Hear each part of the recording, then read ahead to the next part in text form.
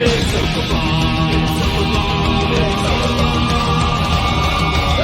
night in with Mauler and the drinker, getting trashed with the web screen dinkers. A cheap night cause I'm feeling kinda thrifty, got a 10-pack of beers and a bottle of whiskey. Hop up the cork, have a glass of wine, pass they'll say I'll be fine. Trouble walking in a straight line, but pour me a Pinot Noir. It's open bar with our hosts, Mauler and the critical drinker.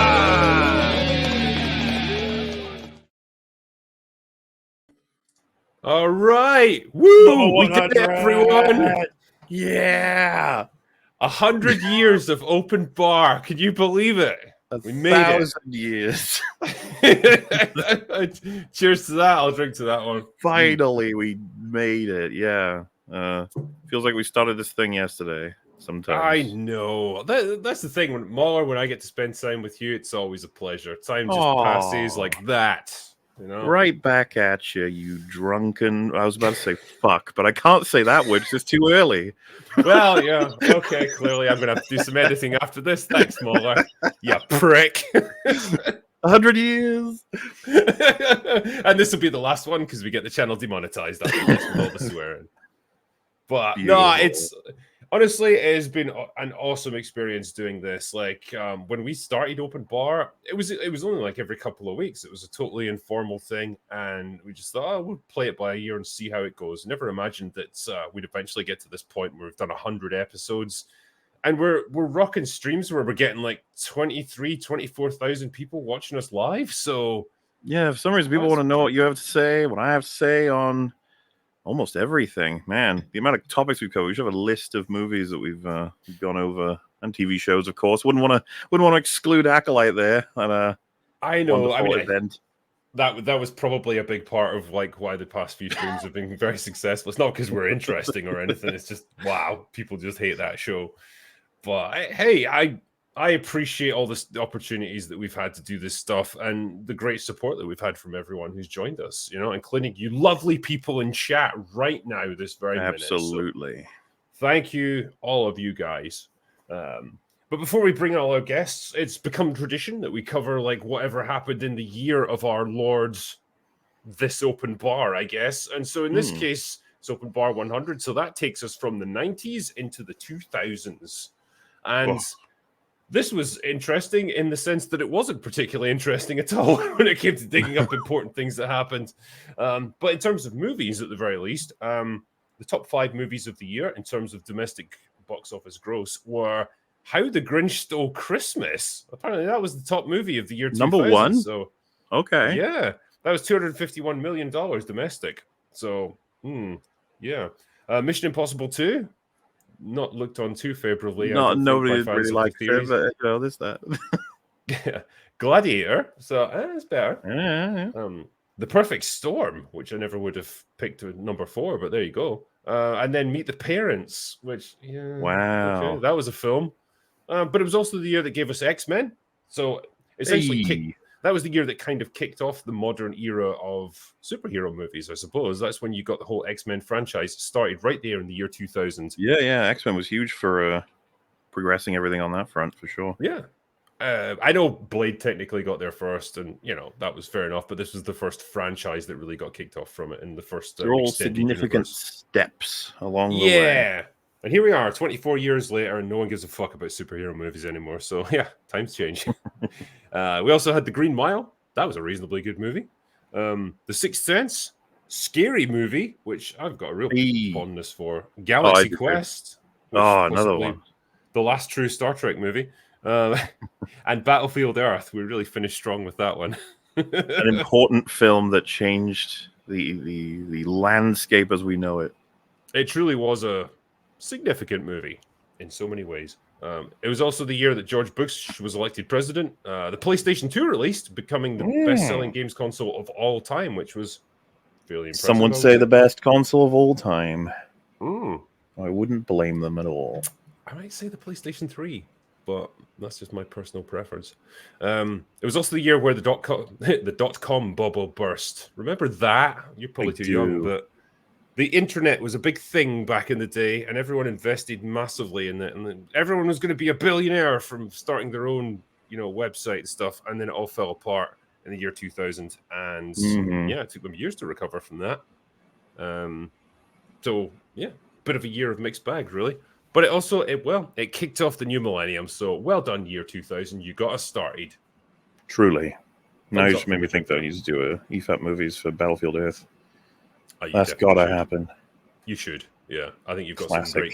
some great ground to cover there. Anyway, we should bring in a bunch of our guests, and because there's quite a few of them, and we're going to be having a rotating panel of guests throughout the evening, so I'm not even going to bother to introduce them all. I'm just going to pile them all in. So Everyone knows who these guys are. They all know. Do. Yeah. Here we go. There's a bunch of them right there. Hey, gentlemen, welcome to Open Bar number 100. It's good to have you all here to kick things off. Thank you. Congrats on 100. I noticed this. There might be some bias based on where you guys are from in the world. You skipped one of the best movies of 2000, which is The Patriot. I don't know how you couldn't mention that. You got to throw that one in there, but somehow, some way, you guys didn't want to mention it. I don't know why. I did see it, and then I thought, nah, fuck those Americans. Propaganda, that's all. That's right. That's what I No, figured. to be fair, it was a good movie. I felt like they were trying to capture a little bit of the spirit of Braveheart, but just port it over to America. Oh, definitely, yeah. But with a happier ending because he's alive at the end. Still, They it's like win my for me. favorite Jason Isaacs Two performance. of I his absolutely love sons him are in that film. dead. Yeah, but that's fine. Like, kids are quite annoying. Yeah, It they was don't like a couple stop hundred shooting. years ago. Kids always died and shit back then. Like, shit happened. Yeah, exactly. Honestly, they should have been grateful to make it as far as they did in life. But yeah, Jason Isaacs, that was full-on pantomime villain performance. Oh, I right there. loved I it. respected He was it. such a dick.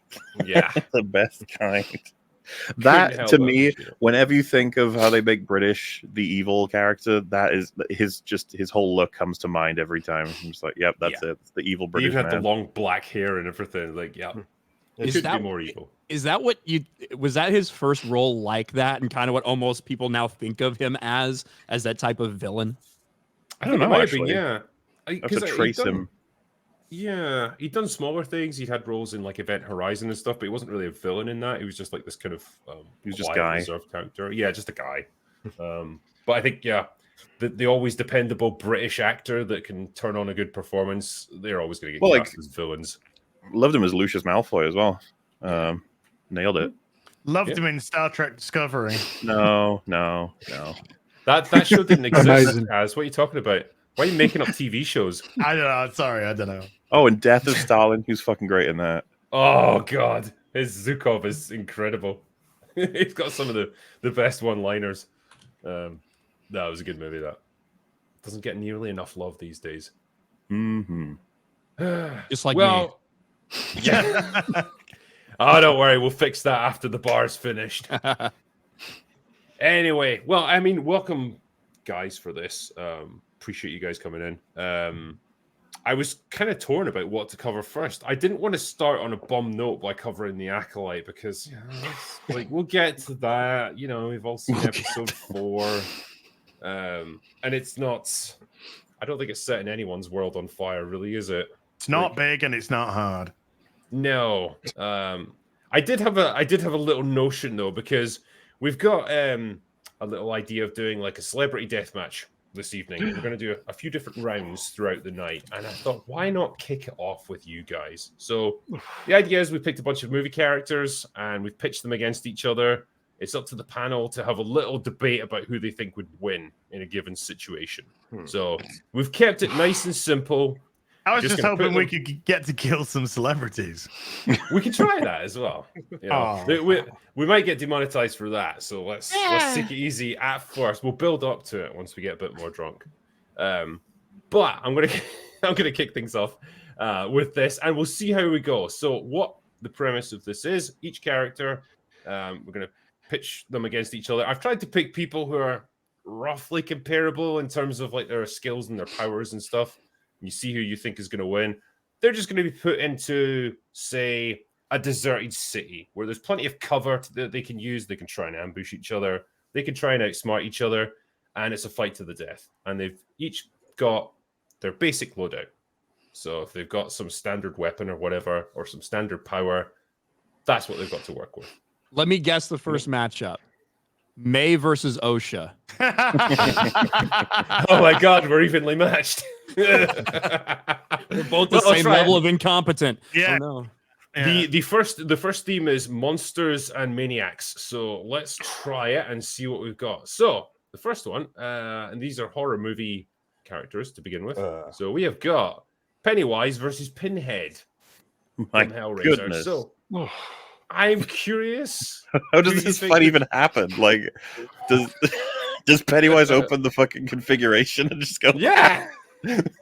Well, I thought, right? They've got one's power is based on manipulating fear. The other one is pain and suffering. And I thought, okay, how can you play them off against each other? What would they interact like? And so, yeah, imagine that Pennywise has triggered the configuration and Pinhead has been summoned.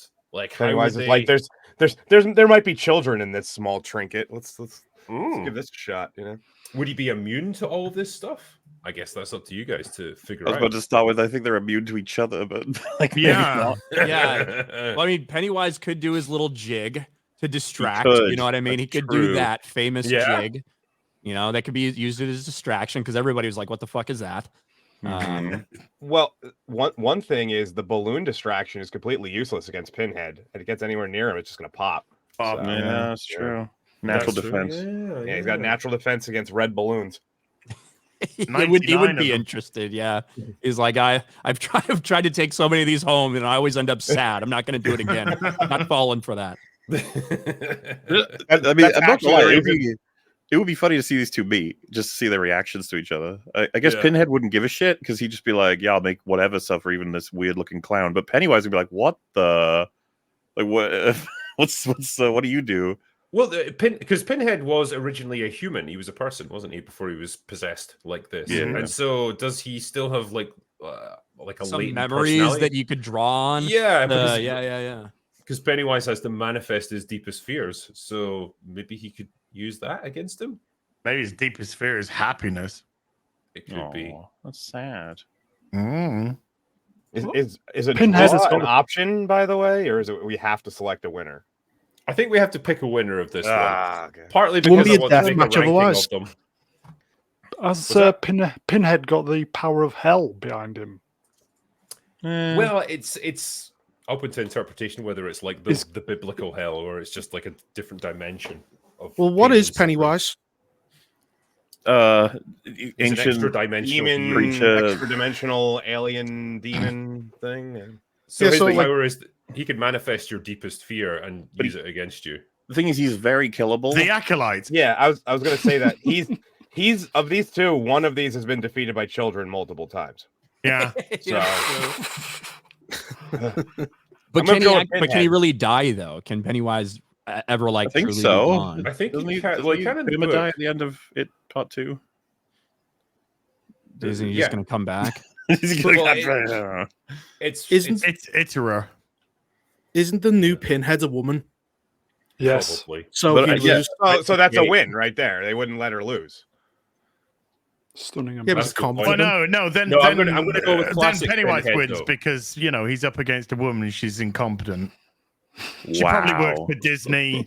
Probably a writer for Disney. As Oh. Pennywise is a literal clown. Okay. So is a writer at Disney. So Drinker putting hard mode out on this first one for damn I know. sure. I know. I wanted to tell you guys the difficult lubing one. us up first, you know. This is Nah, Oh, right. no, I've got Going some in easy raw. ones coming.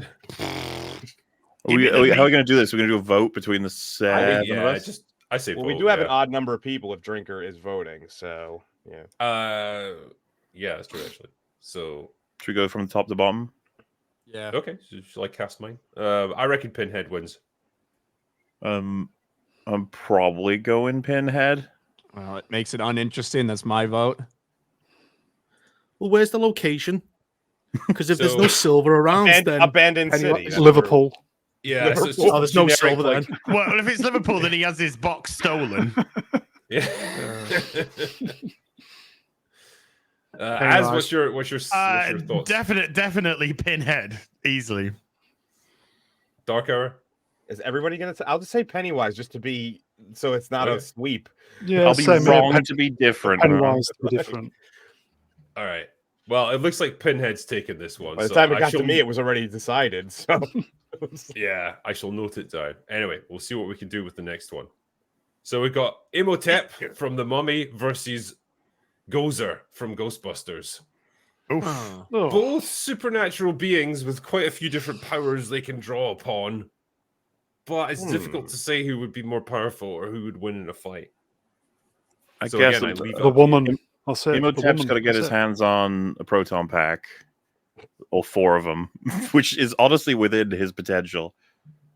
While she's got to get a hold of the Book of the Dead and read the rituals to kill Imhotep. So as long as he protects that. Could she be killed by any other means apart from like the whole? Well, what I'm crossover saying thing? is, even if she can't, I'm pretty sure he has the upper hand here because But doesn't He- Imhotep, if he steps on a big circle, he loses all his powers? steps on No, big. Oh, what? you're talking No. about the Scorpion King?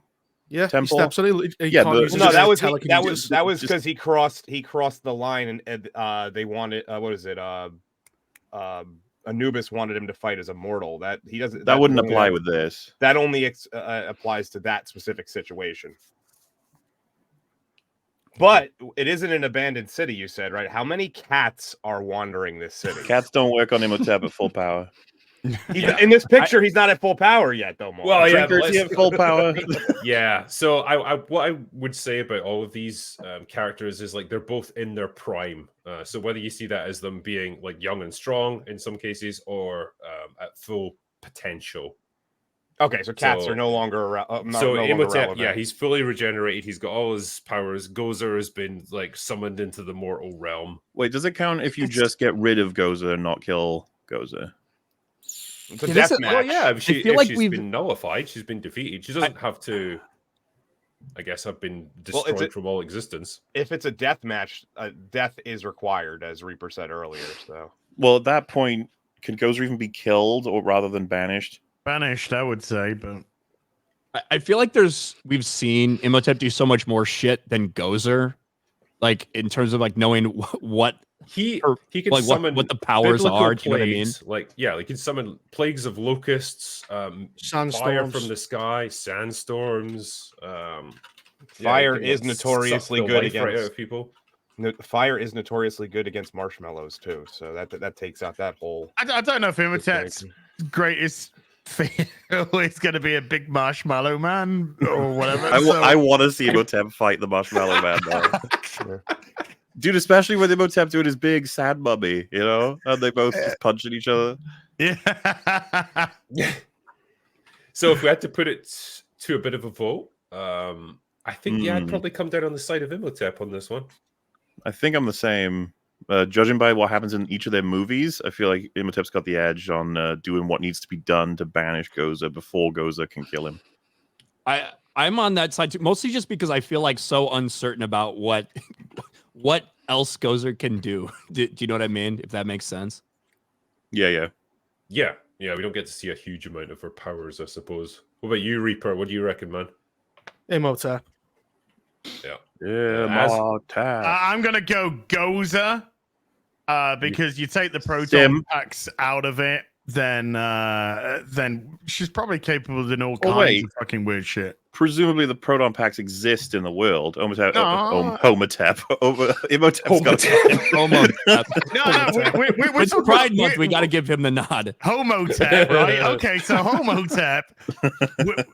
Just because it exists in the world doesn't mean that they're going to get them necessarily. Yeah, but or that he's- eventually. Yeah, by which time Gozer could have done all kinds of fucking weird shit. That's like the exactly what. idea- How are you not listening to anything I've Then said? This Gozer whole could get the fucking Book of the discussion? Dead. I do like If the you could idea of Imhotep having to use 4 different proton packs simultaneously. as Yeah, well. how's he going to He do has that? like 1,000 minions. You just get them. But to do wouldn't it. Gozer have to read from the Book of the Life? Ooh, Name the end of the there movie. you So, go. like, Yeah, you're he's right. running around How did nobody listen to what I said? Like at the beginning of this, I feel like I'm fucking muted or something. I said the two of them. Is Mulder Gozer's got to talking? get the book, and Imhotep's got to get 4 proton packs. That So is they're not like- even fighting. They're just running around. Yeah, grabbing Of course, fetch that's quests. what. Well, it's the only way you can beat you them. turn a death match into a fetch quest in an MMO. That's what You just can't did. kill either of them. That's the only way you can defeat. Yeah, but either it's of all them, about is who's their own It's the cannon. death it's match. just We've a got to race. say something. We can't just go, well, they can't kill each other, so there's that round Okay. done. Thank You you, were Drew. doing so- the voting part. You just started so- saying everything I said. Okay, so here, I think what it breaks down to, let's assume the fetch quest is done, then. We are asking if the ancient demon can read Egyptian or if the ancient demon can figure out 21st century technology. I don't believe Goza would get her hands on the Book of the Dead. Imhotep's going to put that shit under lock and key. I think Imhotep at his full power would probably be able to like physically hold Gozer off long enough to find a way to destroy her. I suspect. There we go. Because we Now don't you know if proton packs are the only way to take her out. Like there might be other means, like Sure. supernatural powers that we don't know about. And I feel Put a like he's sand probably got a bigger tornado on arsenal. So Yeah, it's a big old fire blast. Boom, gone. yeah, We'll just slap it real hard. yeah. What about you, Mr. Brown? I'm going to go Goza. Other than the eyes, she's not bad to look at, and it is 2024 and strong females. Whammon. Yeah, This is whammon. true. Is Goza actually female, though? I don't even think Goza's female. Yeah, are yeah, I they? was gonna say if I saw her in 2024 I'd be like, I'd be questioning yes. Gozer's gender. Double check. Gozer just identifies as Um, Gozer, okay? Yeah. Yeah. Didn't Olivia Wilde played Gozer in the Afterlife, right? Yeah, it's like such a downgrade. Like that, whatever actress they got for the original Gozer had such a like angular face. She looked genuinely like unsettling. Gene, when I they just casted think- her, they said that. Yeah, you're ugly as fuck. You're perfect. Like, I don't know. It definitely has a 2024 look I to her. think as well, I could be so- wrong because like it's been a long time since I've looked this up, but I'm pretty sure she's some like Russian or like Eastern European model, like or she was back then. That tracks. So yeah, it's I guess. Metal, what about you? Who do you reckon would win in a fight? Oh, sorry, we've pulled you in halfway through this. Yeah, but I argument. was doing nerd stuff. I was like sorting my magic cards, and all of a sudden I'm on the air. It's like, Well, no, you're in the no. perfect place for this. I think I'll go just with Imhotep, just because I don't really have a reason, and I Alright. usually refill my drink. Fair.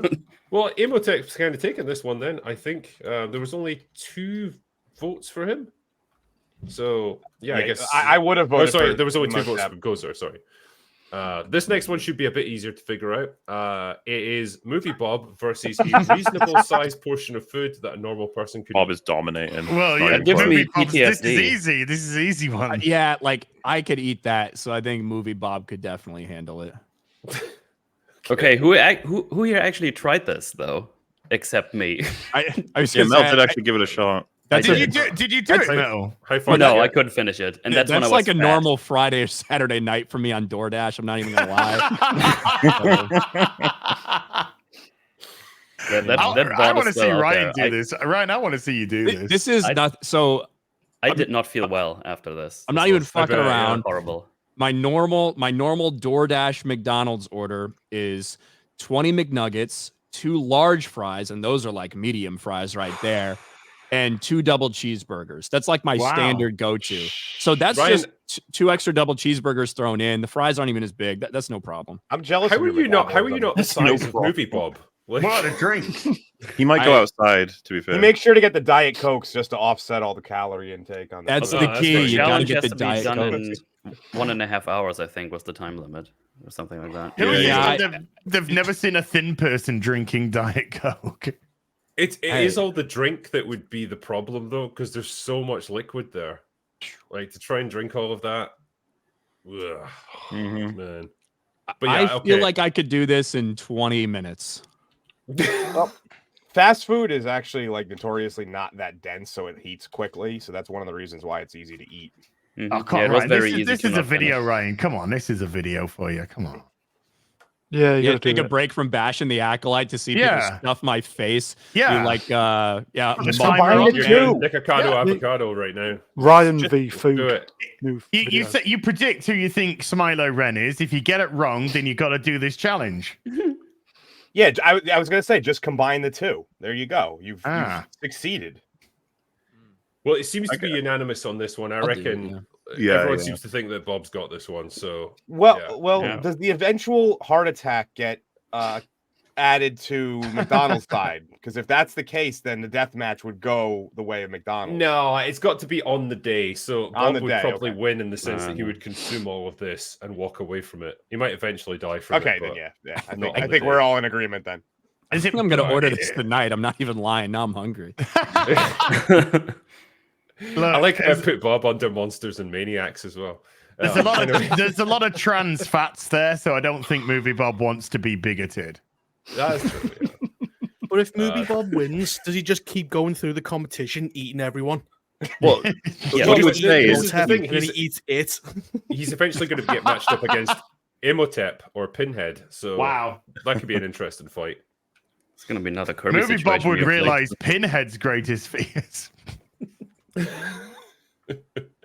Anyway, so moving on to the next one. This is our penultimate one. Homelander versus Captain Marvel. It's Captain Marvel. Yeah. It's probably Captain Marvel. Based on the rules of the universe, yeah. And Homelander's weakness is, strong, powerful women. So that might be it. So. I mean, in terms of like their combat abilities, like, because Homelander seems pretty difficult to damage with conventional means. The thing is, she's super duper powerful, and he actually does get hurt. I think Maeve punches Homelander, and he actually bleeds. So if Maeve can do that, Captain Marvel can fuck him up. Yeah, she's basically invincible at this point. She's so overpowered, dude. I would enjoy what he would say to her. He would probably dress it down, which would be pretty funny. There'd be a lot of words going on there. Thanos needed the Power Stone. He needed an Infinity Stone to even just get Captain Marvel away for 2 seconds. Yeah, that didn't even damage her; it just moved her. That's all. Would Homelander suck Bree's toes? Wow. Yeah, actually, that's probably better. She's gonna fucking body everyone in this stupid leadership. Well, I might have to handicap her. We have to nerf her. Well, is her nerfing a Disney Marvel writer? That's a handicap in itself, isn't it? Handy-capable. Well, it depends who they're writing. If they're writing for her, then she becomes more powerful. I was about to say, that's probably a bonus, actually. Court of public opinion. I will put her down as the winner of this one. Yeah. But this is just within their little monster maniac universe, so it doesn't have to spill over. It doesn't have to feel real, guys. I like how they're in the monsters and maniacs. Yeah, you didn't include them in the superheroes segment. They're in monsters and maniacs. Well, if you look at it, really, she's just as much of a monster as Homelander. She led to a genocide. Yeah. That's fine. She restarted the planet at the end because she realized she can actually do that. She's going to go up against Movie Bob, who encourages genocide. So it's going to be an interesting matchup. That's a tough one. Yeah, I feel like Homelander and Movie Bob would get on quite well. But anyway, the final one in this category is Sauron versus Thanos. Both of them at peak interesting power. So you're saying Sauron has the Infinity Gauntlet and all the stones? He has got the one ring. Okay. To rule them all. Thanos was right. I was about to say, the Infinity Gauntlet is pretty crazy. If properly used, I don't know if there's anything you can do to beat someone like wielding the gauntlet. Yeah. Well, I think I would give it to Thanos here. Thanos was right. Yeah. He didn't go far enough. Chat seems split. Like what? I don't think the One Ring would do anything against Thanos, especially not with the Infinity Gauntlet. Well, what I'm imagining is they spawn, and then Sauron starts doing a bit of a speech about how he will rule and then Thanos just snaps, and it's like, yeah. But then you have to wonder, like, with the powers and the necromancy and the all kind of magical protections that Sauron probably has. Love the idea that reality he snaps. And Sauron turns to dust, and then it starts to reform, and Thanos snaps again, and it reforms, snaps again. Like, stop! He's going to go the rest of his life. The rest of his life, he just has to snap every 30 seconds. Can the ring perhaps influence Thanos? That's an interesting one. Can Sauron take the ring off? Because if he takes it off, he dies. He turns the So dust. he'd have to take it off and throw it to him. Yeah. And then he dies. Or like force him to put it on his finger, you know? Like, get it on there. The problem with the Infinity Gauntlet is if you have the Reality Stone and you have the Time Stone, it's like, so it lets you just massively fuck up. It's like hard to imagine like a competent person without some extra bullshit losing with those things. Well, yeah, because you could just reverse time and alter reality every single time. So we're really sucking the fun out of this, you know. We're like,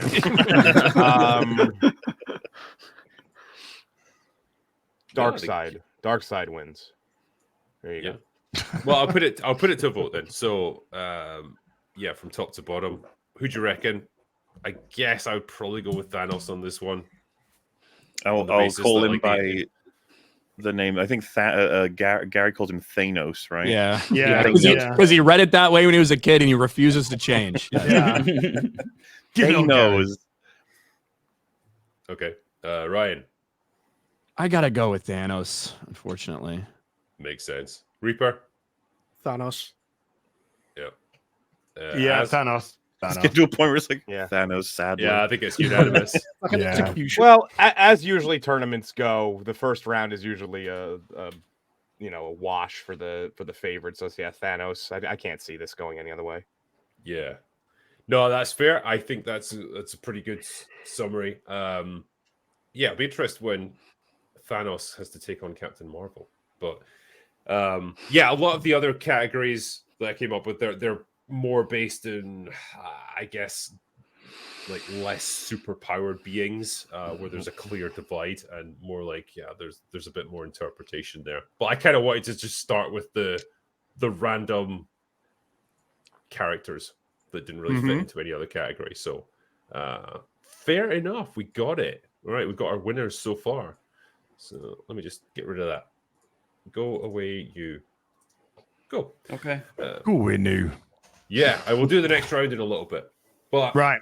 Well, this is just good time for me to jump then, because that's the half hour mark. So, congratulations on 100 years of 100 episodes of 100 years. 100 episodes each. Well, whatever it is. Happens to the best of us. And have a great night. As pre-game. Dude. Fare thee well.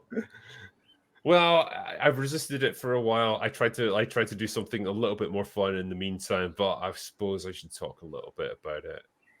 The Acolyte. Oh, no. More whiskey, boo. Yeah, well, I've got that as well. So this bottle was full at the start of my run at Acolyte. It is no longer full. Oh, I thought at the start of the stream. That would be no, not the start of the stream. Dead. It's been out for 2 weeks. Like, what do you mean? Well, I binged it all together for my video, and it was just, oh damn. My format is well, I tell you what, then I will delay it by a minute or two more. I'll do a couple of super chats since we've got quite a lot coming in, and I will try and avoid the Acolyte as long as possible. But it's like you're waiting for a diagnosis at the doctor's. I know, yeah. The quartering gave us $100. He says, "Congrats on 100 episodes and 2 million subscribers." Thanks, man. I appreciate it. Thank you. Thanks for tuning in for this. Much appreciated. Ian So Forth for £100 says, "Congrats on 100 episodes. That's only like 900 away from 1,000. I can't dispute those maths. That's pretty good." John Gates for $50 says, "One day on the Patriot set, they had Mel do his Braveheart speech to the crew before filming a battle scene to rile them all up. Also, FIFA 2014 was the best PS2 game, amazingly releasing for PS2, 3, and 4 over 13 years after the console came out." What? Wait, no. So there was actually a situation where countries that had the PS3 and stuff weren't readily available, but they were FIFA was really popular, so they would send out basically just updated old versions of FIFA that worked on the PS2. So that's actually so they just update the players and the teams and stuff. Yeah, it was the same engine. They just updated the players and kept sending them out. So that's how that happened. So essentially, the FIFA games, as they've always been, are just a money printing machine where you put minimal effort in each year. Yes, yeah, that's exactly what it was. That figures. Yeah. Sonny Close for $50 says, do you guys have an objective way to differentiate dumb from dumb fun when you access movies, or is it just down to personal preference? It's a pretty good question, actually. Tone and awareness are usually the big factors for this one. How much does the writer actually have an awareness of what they're writing? And then, like there could be dumb fun in something like a Hot Fuzz, but it's a very cleverly crafted dumb. There's a difference between them, right? 'Cause you can see the scaffolding, so to speak, the puppeteering lines for how they've made the scenarios give off really funny results. Airplane would be another example. Just you can see how they're like, oh, that's they did it that way, and that's clever, that sort of stuff. Versus you watch Madam Web and you're laughing, and then they're like, well, do you appreciate that as a dumb fun thing? You're like, oh yeah, but no credits go into the writers. Yeah, well, I think it's definitely down to the objective of the movie, where the writer's aware that they were just trying to craft a bit of dumb fun. In which case, well, they've succeeded in that. Like, if they tried to make a movie that was actually intelligent and something that you're actually supposed to take seriously, but it's retarded, then they failed in their objective, and so that's when you get your difference right there. I think a recent example I can think was like Bullet Train, where you can tell pretty quickly it's like, oh, this is just going to be a dumb, fun action movie. They're not taking this super seriously. Yeah. And it's like, oh, I think that's fine. Zach's the Defiler for $100 says, happy 100th. Usually can't partake because I drive for work, but I've got the day off and a growler of beer at hand, so let's go. Nice. I like it, man. Appreciate it. And Astro Nerd Boy says, congrats on 100. Can't wait to see the Firefly video that you just posted. Did you read the Shogun novel? I hated the FX version because they destroyed Blackthorn's character arc and they made Toranaga weak compared to the novel. The 1980 adaptation was faithful in spirit, apparently. This one I can't no idea verify because I haven't watched the original series and I haven't read the novels. All I can say is like the FX series came across pretty damn well. Like, I thought the characters were pretty well drawn. I don't know what Blackthorn was originally like in the books, so maybe they're missing something there. I've heard the novel is like insanely long. It's like it probably is, yeah. Yeah, I think Despot of Antrim told me that it's like a tome. You might as well. It's one that you really really should series, isn't it? Yeah, that they basically put into one large volume eventually. Yeah. Are they doing a season 2 now? They must be. I think it got greenlit, yeah. And season 3. Right. They're just going to start making stuff up, season 4, 5, 6. Just going. But no, I mean, I hope they do because like it's been one of the really good shows that we've well, you say that recently. Decent program until you get it. Yeah, well, yeah. Who knows where it's going to go? But no, I've been enjoying it so far, and I don't know, man. Like the aesthetic, the actors that they've chosen, the way the characters are drawn, it's all good stuff. I did enjoy it. And as for the Firefly thing, yeah, Mauler and I put out our first episode just today. We've actually recorded us watching episode 2 as well, and it was good fun. You should have released them in the opposite order, like they did in real life. Well, that's kind of what we had to do because the pilot was originally episode 3. Am I right in that? I think it was 2, 1, 3 is the order. Well, yeah, originally episode 2 was the pilot, and then they changed it around because they wanted a more action-packed opening, which, I guess made sense. They're wrong and bad. I just got around to watching that, and I got to say I'm hooked on the show. I can't wait for season 2. Oh, shut up. Boo, boo. It's only been 22 years now. I'm sure it's coming right. My feelings. Well, because of you, I know that feeling now too, because we watched it together when I was over last time.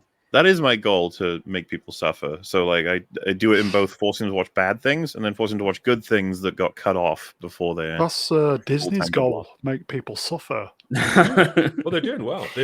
Most people that are suffering the most are their shareholders. So well done, Disney. Nice one, Disney. OMG Puppies for $100 also said there once was a drinker quite critical whose podcast reached a grand numerical. With wit and flair, he'd share his despair at Hollywood's movies most pitiful. That's pretty good. Nice one, man. But I've avoided it as long as I can. I suppose I should. No, keep going. Keep going. Boys instead. You know what? And on that subject of suffering, you need Platoon here for the Acolyte. We can stay 10 p.m. 10 p.m. How is he doing like these hour-and-a-half long videos every few days. It's insane. Dark secrets only the Sith knew. There's a lot to talk about with Acolyte, and the things that have got the most, I guess, social media screen time, whether it's like the Chiari Mundi stuff or the fires or things like that. That really is. It's funny and it's definitely worth criticizing, and it's bullshit. We're talking about the most basic level of storytelling is like the biggest problem with the Acolyte in every way, from story progression to dialogue to characters' motivations to characters just talking to each other. Like the elementary level stuff is one of the worst we've ever seen. Feelings in corridors and all that shit. The thing that pisses me off the most is when you get literal, like, someone telling someone else their own life story. You know, like, as you know, your parents were killed in a fire, and you also lost your sister, and then you joined the Jedi, but then you dropped out. Like, it'd be funny if she said, "Thanks for reminding me. I was trying to forget that." Dick. He just brings up every 5 minutes. Remember how your family are dead?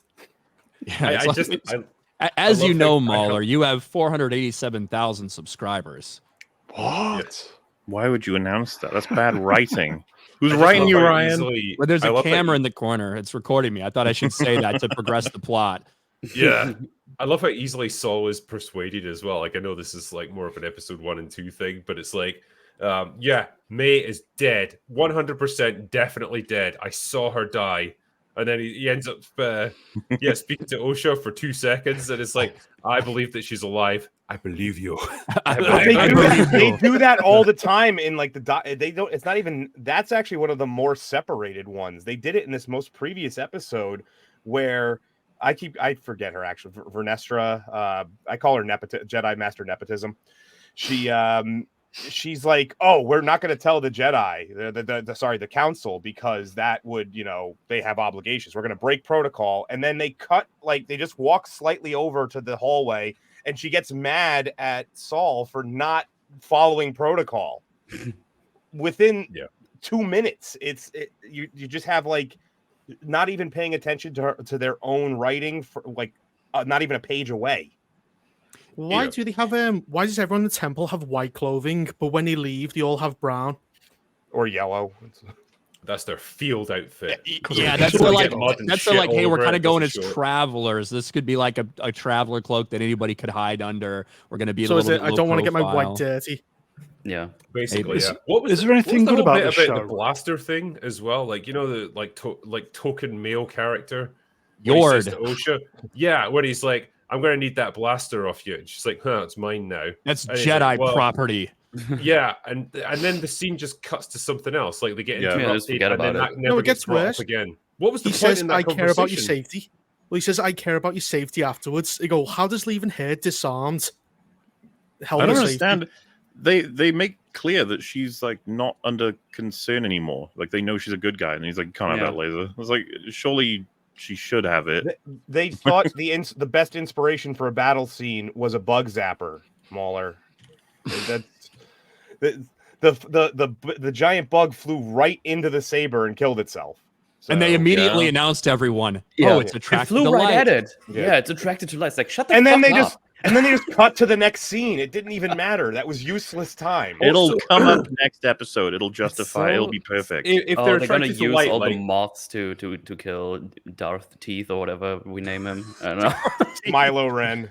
Milo Ren. I think Darth Teeth is my new favorite. Darth Teeth's funny because it's not clever at all. Darth Teeth. I love that one. They obviously just looked at the helmet that the character was originally wearing and thought, it's not scary enough. What can we do? I don't know, paint some fucking teeth on it, I guess. Yeah, let's go. It's like welded teeth. They complete the design, and they're like, people liked Kylo Ren, right? And they're like, yeah, comparatively, sure, let's go with that. Yeah, I love when you start up episode 4 and you immediately get treated like a toddler. It's like, I think you miss your sister and you miss the time you lost. Like, you think? Yeah, I know. We all know. Thank you. But there was because episode 3 was like a Jedi thing. They just say that to people as if it's insightful when they've been told it by those people. Yeah.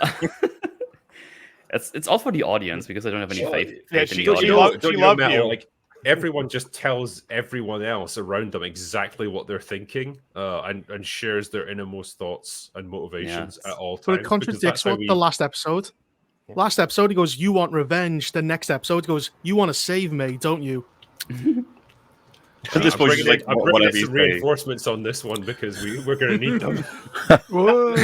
Let's not forget that she literally said that he tells her, "Oh, she still loves you." The last thing that she said to her was, "I'll kill you." I'll kill you. Well, that was why her well, motivation it was didn't a make while sense. ago. Oh, I'm going to betray everybody and she literally says, because walking through this forest has changed my mind. So walking past trees is the Actually, reason why she I changed think her my mind. idea was stupid. I trained my whole life for it, but I'm going to change my mind.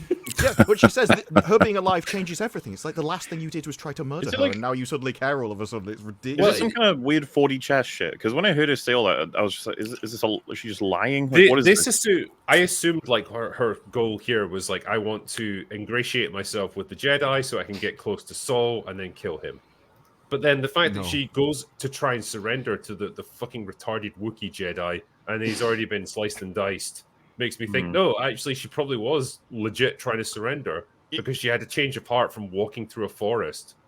And there'd be no reason to tell him about it either, because he was on her side anyway. So she could have told him. Yeah, I mean, exactly, yeah, because especially with this guy, leaving him alive, he's clearly going to report back on exactly what you did and the fact that you betrayed your master, and he's going to help Smilo Ren to find you.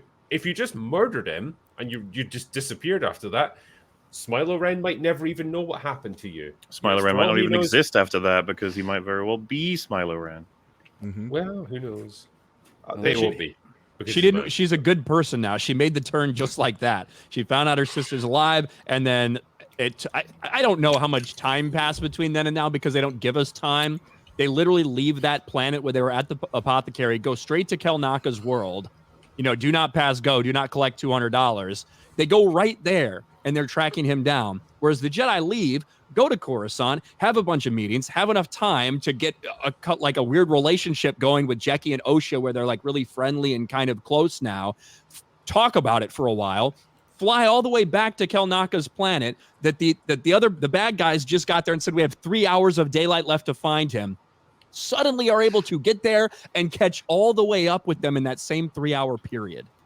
So maybe that is enough time for have a change of heart because time means nothing in the Star Wars galaxy anymore. It's one of the Game of Thrones time shit. But yeah, the Jedi had no idea, so they weren't going to land close or anything. Well, that's why the Jedi needed to get that little gerbil, and they happened to have a cloth that Kelnaka wore over a year ago from the last time they saw him that this gerbil could sniff and hunt him out. Let's not forget that they also do the whole thing of we need to have something that she wants, she being May. We need to have something that will draw her in. We need Osha, but you literally know exactly where she's going, who she's after, and also have the other of the 4 Jedi Masters that she's after. You already have the things she's after. You don't need to get another thing. You already have your MacGuffin. Why did they not? They left Kelnaka on that planet for over a year. Why didn't they send a search party? There was a single line where they said his communications have gone silent or dead or however they said it. The moment that Carrie-Anne Moss got murdered, and then especially Torben, that should have clued you in very quickly, right? This assassin is killing all the Jedi who were on that mission to that planet 16 years ago. We need to send out all of our forces to go and protect the remaining ones, or at least set a trap or something. Like, send fucking 500 Jedi to the Wookiees planet and just search the place until you find him, and then just ambush whoever comes after him.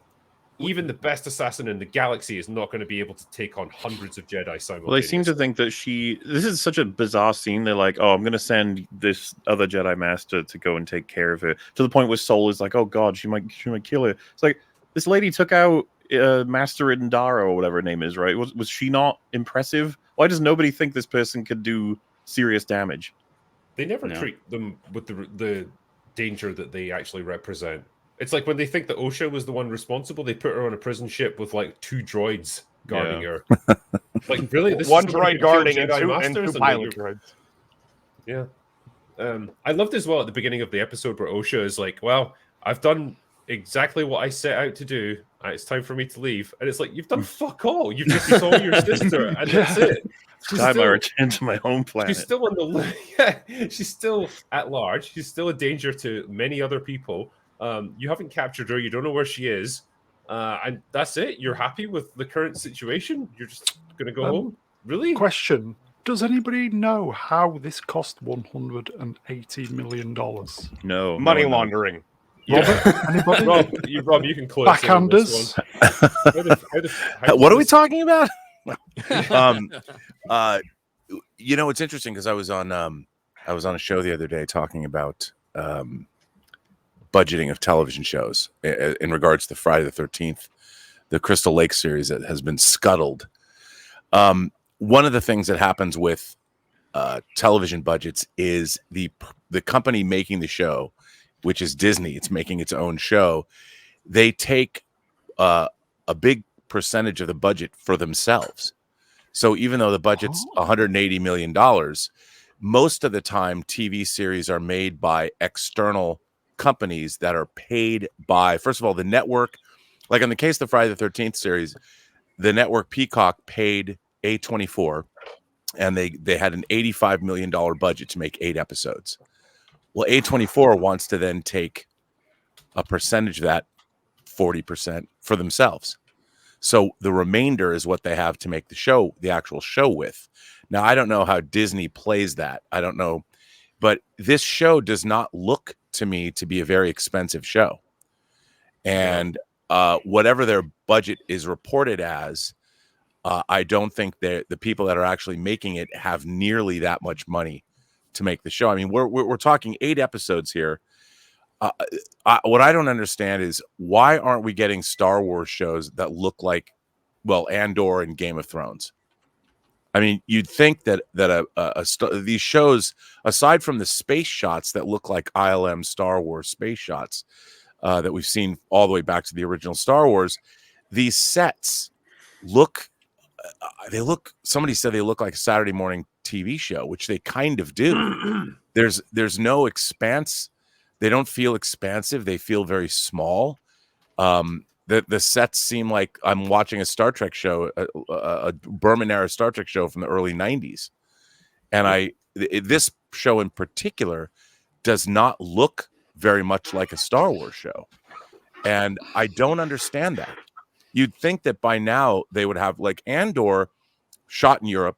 They used a lot of locations, real locations that they augmented with effects work, which worked beautifully for the show. You know, they'll add a giant turbo laser in front of an actual, like a dam location. And if you look at Andor, whether you liked Andor or not, but if you look at the production value of Andor, it looks like a Star Wars show you would expect to look. And there's something that both with Ahsoka and the Acolyte, these shows look really, really cheap. Do you think that some of that, Robert, is like just as simple as you have people like with House of the Dragon for a lot of the HBO series? They're hiring people that just they know what they're doing. They're experienced. They've done this before. They can plan it out. They know what things they're gonna have to worry about. Whereas for shows like The Acolyte, they're hiring people that have no idea what they're doing, and that just runs costs up. I think it requires, you know, and Drinker can now speak to this, having produced a film himself. Well, I'm a filmmaker now, don't you know? You are. I mean, but what you see in the proscenium of the frame, that's all that really matters is what's actually in the frame. You can have the edge of the stages just outside the frame as long as we can't see them. But the budget to me has always been about, can you pull the camera back and get a big wide shot? Do you have enough expanse on your set to get a big wide shot? And can you get really, really close in? This show does not have a lot of diversity in terms of its shots. It all it's very boring from a visual standpoint. And, you know, there is certain costs. You might have multiple cameras, you know, an A, B, and C cam shooting a scene. It's just odd to me that this show in particular, looks the cheapest of all, even though they're using volume on The Mandalorian. These shows look really, really. You have the easy answer is you have to have people with a vision. And Leslie Headland, you know, I to be fair, I really liked Russian Doll, the show she produced with Natasha Lyonne. I thought that was a pretty great show, but it was shot, you know, it had that New York feel to it. And this doesn't have that. And it's surprising to me. You'd think that this would be a well-oiled machine by now. And they said they couldn't get the Wookiee fight in because it was too expensive. I read that. $100 I'm like, million. How I'm like, get the fuck out of here? Yeah. I mean, when you look at movies like what Gareth Evans did with The Raid, what do you mean you can't get the Wookiee fighting? Yeah. You know, anyone who's shot a great fight scene, it's all about choreography. It's not about money. No. Yeah. Just before we go on, I know a couple of our guests we're gonna say goodbye to because we've got more people coming in shortly. But Mr. Brown, we're gonna say goodbye to you because cheers, Will. Thanks for having me, mate. No, Congratulations on the 100. See you in the it's, chat. we Take need care, to say goodbye before your power completely runs out. the light is fading. Take care, everybody. All right, cool, man. Thank you. Bye-bye. Take care. Dark Hour, it's also been a pleasure having you on. Thank you for having me on. And congratulations on 100 years, your centennial. No, thank you, man. And I really enjoyed your most recent video on the Acolyte. It was really good stuff, man. Oh, thank you. Yes, if anybody hasn't seen it in the chat, it's probably my best work, especially the Vagisil commercial. Yeah, no, it's good stuff. It's really good stuff. No, thank you, mate. Appreciate it. Thank you. By the way, I just want to say somebody in the chat said I was wearing a Pride shirt. My little nephew gave this to me. I never thought of it as a Pride shirt. It's a Star Wars Pride shirt. I didn't think of it like that. It was just on the top of a clean pile today. It's tough to be proud of Star Wars at this point, sadly. But we'll Ryan, try. I think you were kind of out of time as well. So yeah, I got to bounce, but it's been great. Here's to another century of open bar. Congratulations, guys. As always, everyone out there, remember, Dave Filoni is a hack, always has been, and is one of the reasons Star Wars is in its current spot. All right, guys. Right. Talk to you later. Thanks, man. Man, that guy's got a good head on his shoulders, you know? He's off to eat a reasonable amount of food that a normal person would eat. I'll applaud everyone who actually does it because I tried this when I was like really fat. So, I don't know, man. I feel like maybe I don't think being fat helps you. No, it doesn't. It doesn't. A lot of I had all the fries like, left over and drinks. Like I couldn't do it. A lot of the top of the crazy big eaters of YouTube, they're all like not fat. Yeah, not like Nick Ocado avocado. I I'm talking about like the record-breaking eaters. Well, the slower you eat, the more full you feel because it sinks down to the bottom of your stomach, and there's a sensor there that tells your brain that you're full. These people are so powerful. Their metabolism means like the first bite is already fully digested by the time you get to and they barely chew. I was going to say, I think speed is the key, isn't it? Because you have to get it all down you before your body starts sending those signals back up to your brain. Like, no, stop. What have you done, you son of a bitch? Really stretched out stomachs as well. Like they train that shit. Well, he did their burgers in like the drink. There's a soggy wet burger. People do that. Yeah, I'm just gonna dip it as it looks really gross. But yeah, I mean, I guess if you guys had to make some predictions for episode 5 of the Acolyte, are we going to get a reveal of Smilo Ren, or is it still going to be kept as a quasi mystery for the next? I think it's going to be a quasi mystery for now. They're going to do something to overwhelm him, and then that's that. I don't know. The interesting thing is the show is so bad. I don't know whether things are plot holes or they're hints that somebody else is the master, because Leslie Edlund's wife has so many lines that don't make sense unless she's in charge. She had things like, she's trained by a Jedi, and it was like, what? She went, well, the hologram told me. It's like, I'm not sure whether that's a genuine line or whether she just covered for a mistake. No, I know exactly what you're talking about. How shit the writing is. It could be that they're secret Sith, or it could be they're just retarded. Like, we can't tell. How funny would it be if they stab him and he just goes to dust like the other one in Ahsoka? Oh yeah, the fart guy just vanished like a fart gas in the wind. Yeah, that was funny. Did you guys see the Penguin trailer that dropped? I haven't seen it yet. I haven't seen it yet. No. One of the things that struck me when I was watching that trailer, I'm like, if they made a Boba Fett series, I would have liked it to have been what the Penguin trailer was, if that makes sense. Yeah, because one of the things I find strange about all of these Star Wars series is that, you know, when George Lucas made Star Wars, he was influenced by, of course, Kurosawa and the Joseph Campbell. these shows aren't really about anything. Like there's no underlying message. You know, with any great story, it doesn't matter whether it's a comedy, a drama, an erotic thriller. There's always something there that we can latch onto, some grander themes underneath. And I don't know what I'm supposed to think or feel when I'm watching the show. You feel pride. Well, you share this. Well, I mean, but even annoyed and but I feel even that confidence when I watch this show. but even that, I mean, you know, you watch, take your favorite action film, you know, like take Die Hard. John McClane is a man that wants to get back to his family for Christmas. He loves his wife, he loves his kids, and yet these terrorists, these thieves get in the way. But you understand at the end of Die Hard when they're reunited, you get the here's a family man that just wants to be with his family again. So it has meaning. It has and you're happy at the end of the story. I honestly don't know. 4 hours into this of a $180 million movie, we're now, how many is that? $90 million worth of show now. Probably, I'm $90 million into this. Yeah. What does it mean? What am I supposed to feel? I mean, in Star Wars, you're 45 minutes in or 30 minutes in when the twin setting suns of Tatooine and John Williams score and Luke looking out to the horizon, you know exactly where we're at. We're all Luke Skywalker. We're all in a terrible job where we all want to go to places where our friends are and we're stuck doing chores. We all want to bang our sister. Yeah. Well, that hadn't happened yet.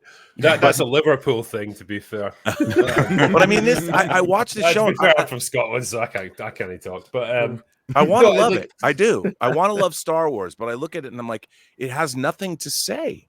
Well, compare like the ability to show versus the ability to tell, right? The scene you reference is the perfect example. The binary sunset. Luke stuck on this farm out in the middle of nowhere, desperate to get into the larger galaxy. A person yearning for adventure, to break away from the mundane existence that they're trapped in. There's no words there. You just tell it from his expression, from the music, from his gazing off towards the horizon. That's Perfect. cinema. Compare that to The Acolyte, where you literally get May talking to her twin sister. I want to get out and explore the galaxy and see things, and I don't want to be trapped here in this communist lesbian space witch commune with you. Which is like, fair. I mean, yeah, I wouldn't want that either. But there's ways to show it instead of having the character say it. And one has then their response is, "I'll kill you. I kill you." It's like, wow, it's like, I would kill me too. Please do it. I think that's the difference. Like the older stories, like Die Hard, and I saw Bad Boys 4 today. They are definitely masculine films with masculine values. It is sacrifice for something greater than yourself. Whereas in this, it's a more feminine story. It's Leslie Headland's story. The social aspect is the point. And Leslie Headland has said this story is about the two sisters. It's basically about Leslie Headland and her own sister being estranged and trying to get back together. She described it as a love story between two sisters, which yeah, I'm not $180 100% in favor of. Not the way I would phrase it, but yeah. Which one's Leslie? Is Leslie May the psychopath? What Leslie Headland has said that she is a Sith, so she'd be the evil one. So she said she is a Sith. No, there's a interview with her and Amanda, and someone says, "What color lightsaber would you choose?" And she said, "A red one, because I'm dark-sided. I'm a Sith." Okay. But this story's about her and her sister, so she's chosen to be the psychopathic fucking Sith killer. I mean, to be fair, I would pick red over like blue. I'm just saying. But Hey, to what Jeremy. Robert was. Hey, what's up, guys? hey. I just needed to wait till that kennel guy got out of here. I don't like streaming with him. Yeah, I get it. Yeah, I don't even same. know how he ended up here. To be fair. It smells bad too. What's Like up, hacked in. guys? Rob, always good to be on. Yeah, we're with just you, talking man. about Star Wars, you know.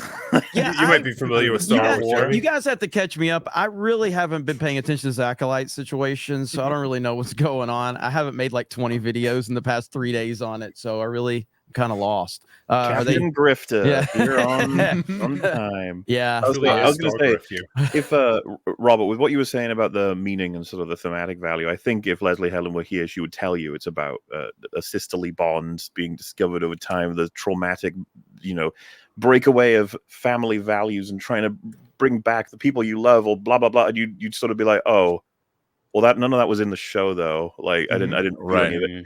Because it's interesting to choose sisters. We've had actually quite a few of the. I would say Frozen is further down the line in terms of a story where I was like, oh, that was effective. I'd be like, it's all right. But Arcane then goes way up I don't know if you've seen that, but I loved Arcane.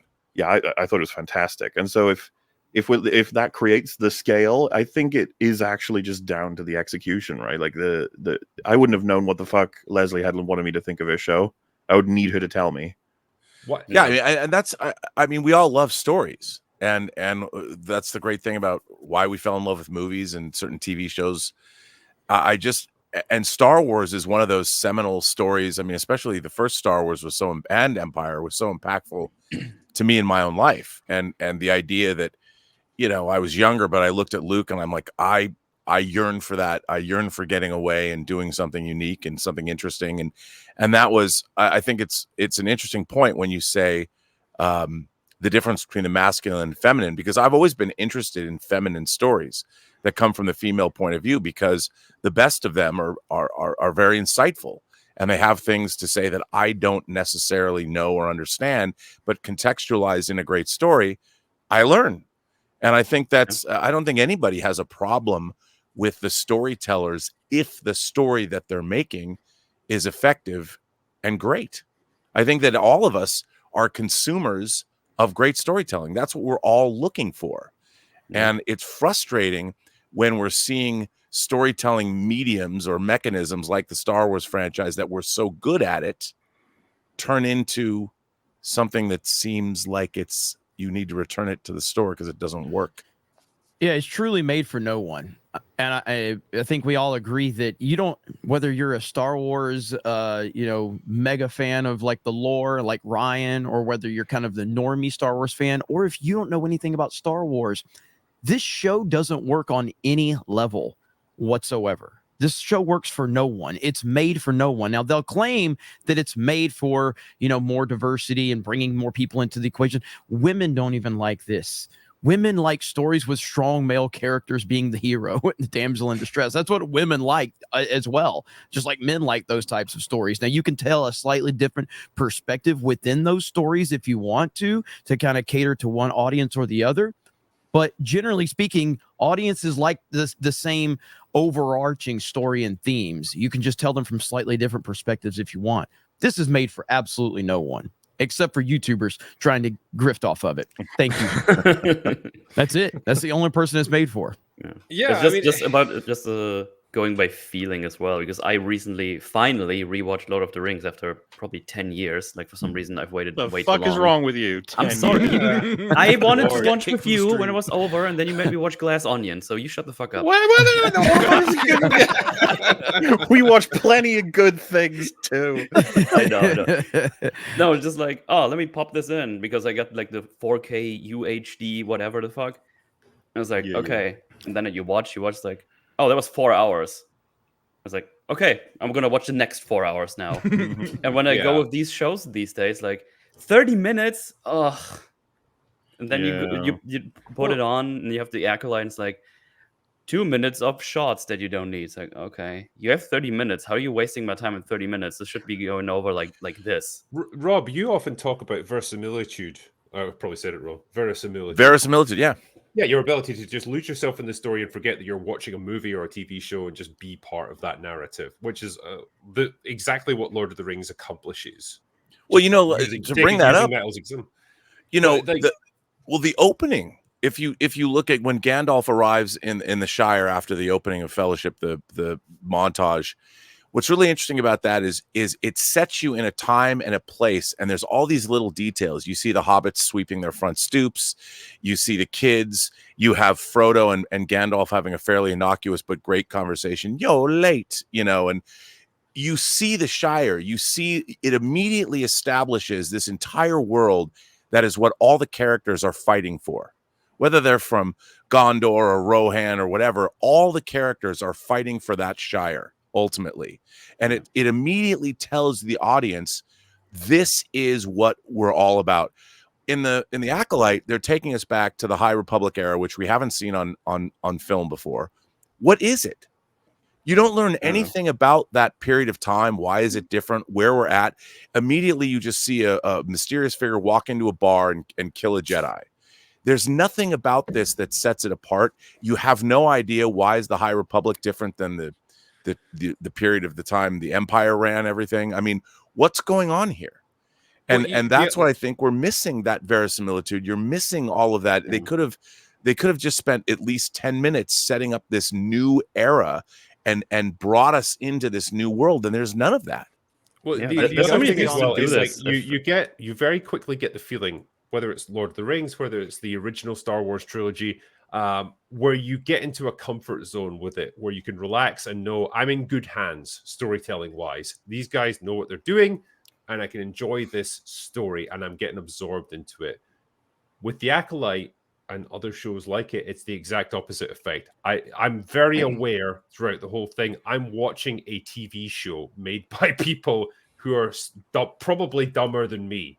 And so it's impossible to absorb yourself into it. It's impossible to settle into it because you know it is just a TV show and you're picking apart the elements of it. You can't get absorbed into it because it won't let you, because it's too amateurish. Yeah.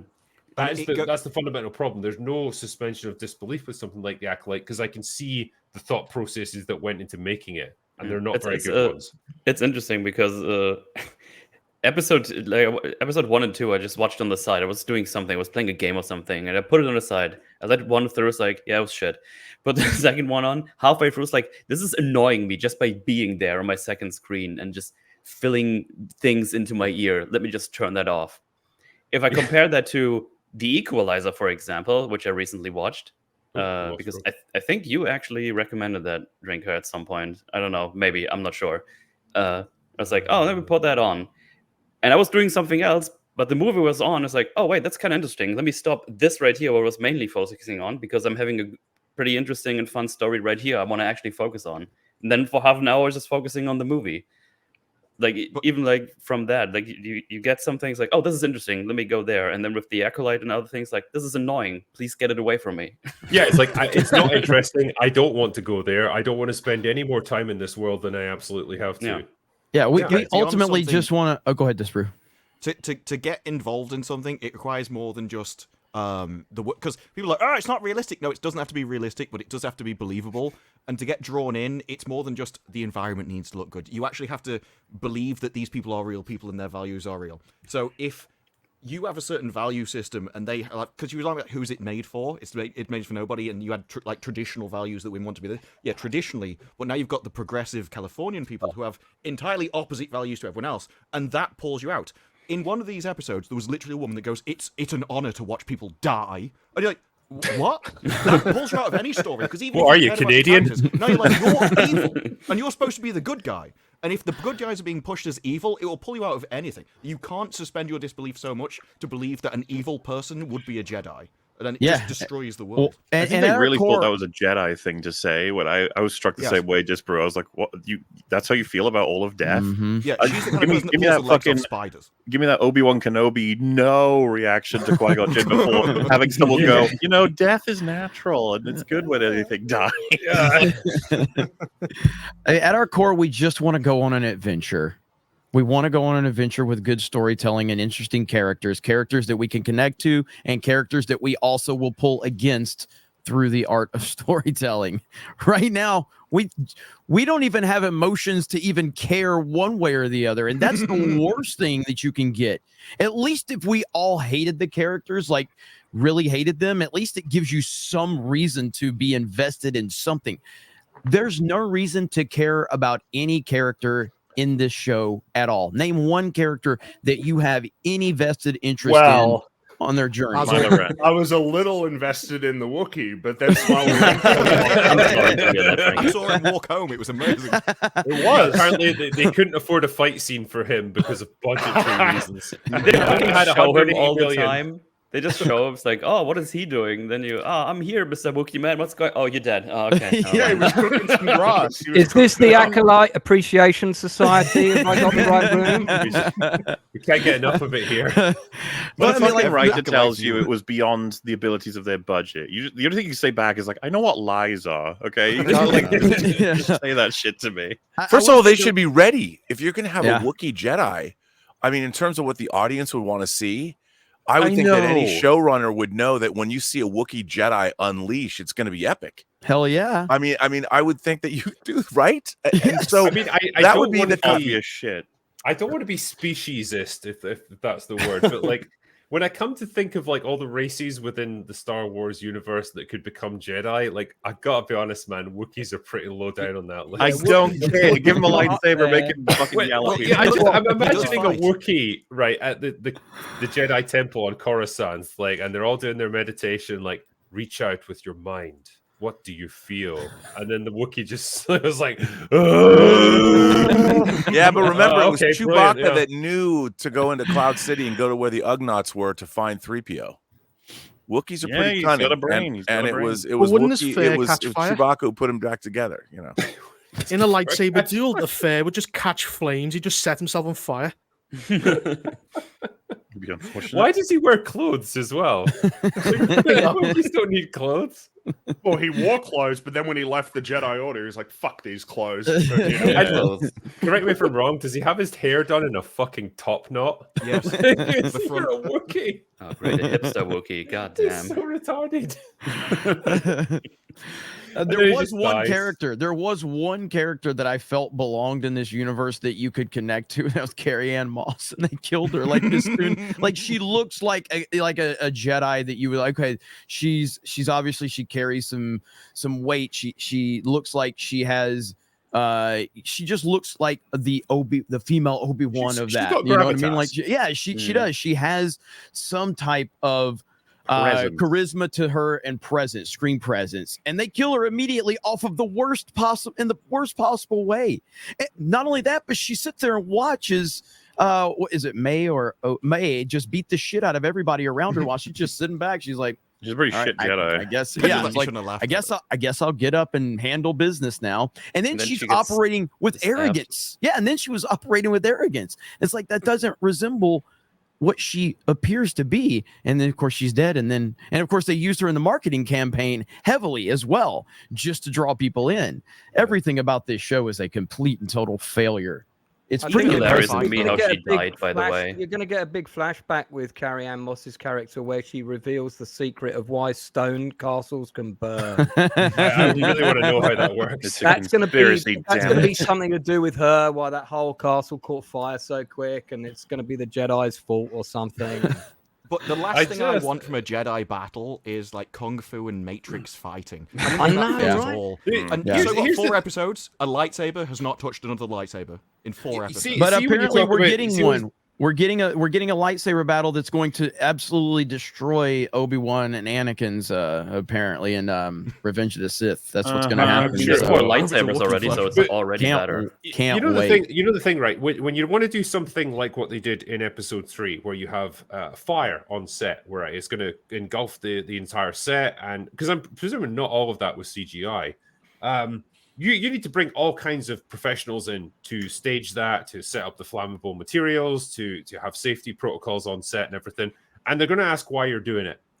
And if you say to them like, "Oh yeah, so like the bad guy character in this story is in like a stone fortress, and she gets mad at her sister, so she sets fire to a book, and that sets fire to the whole corridor."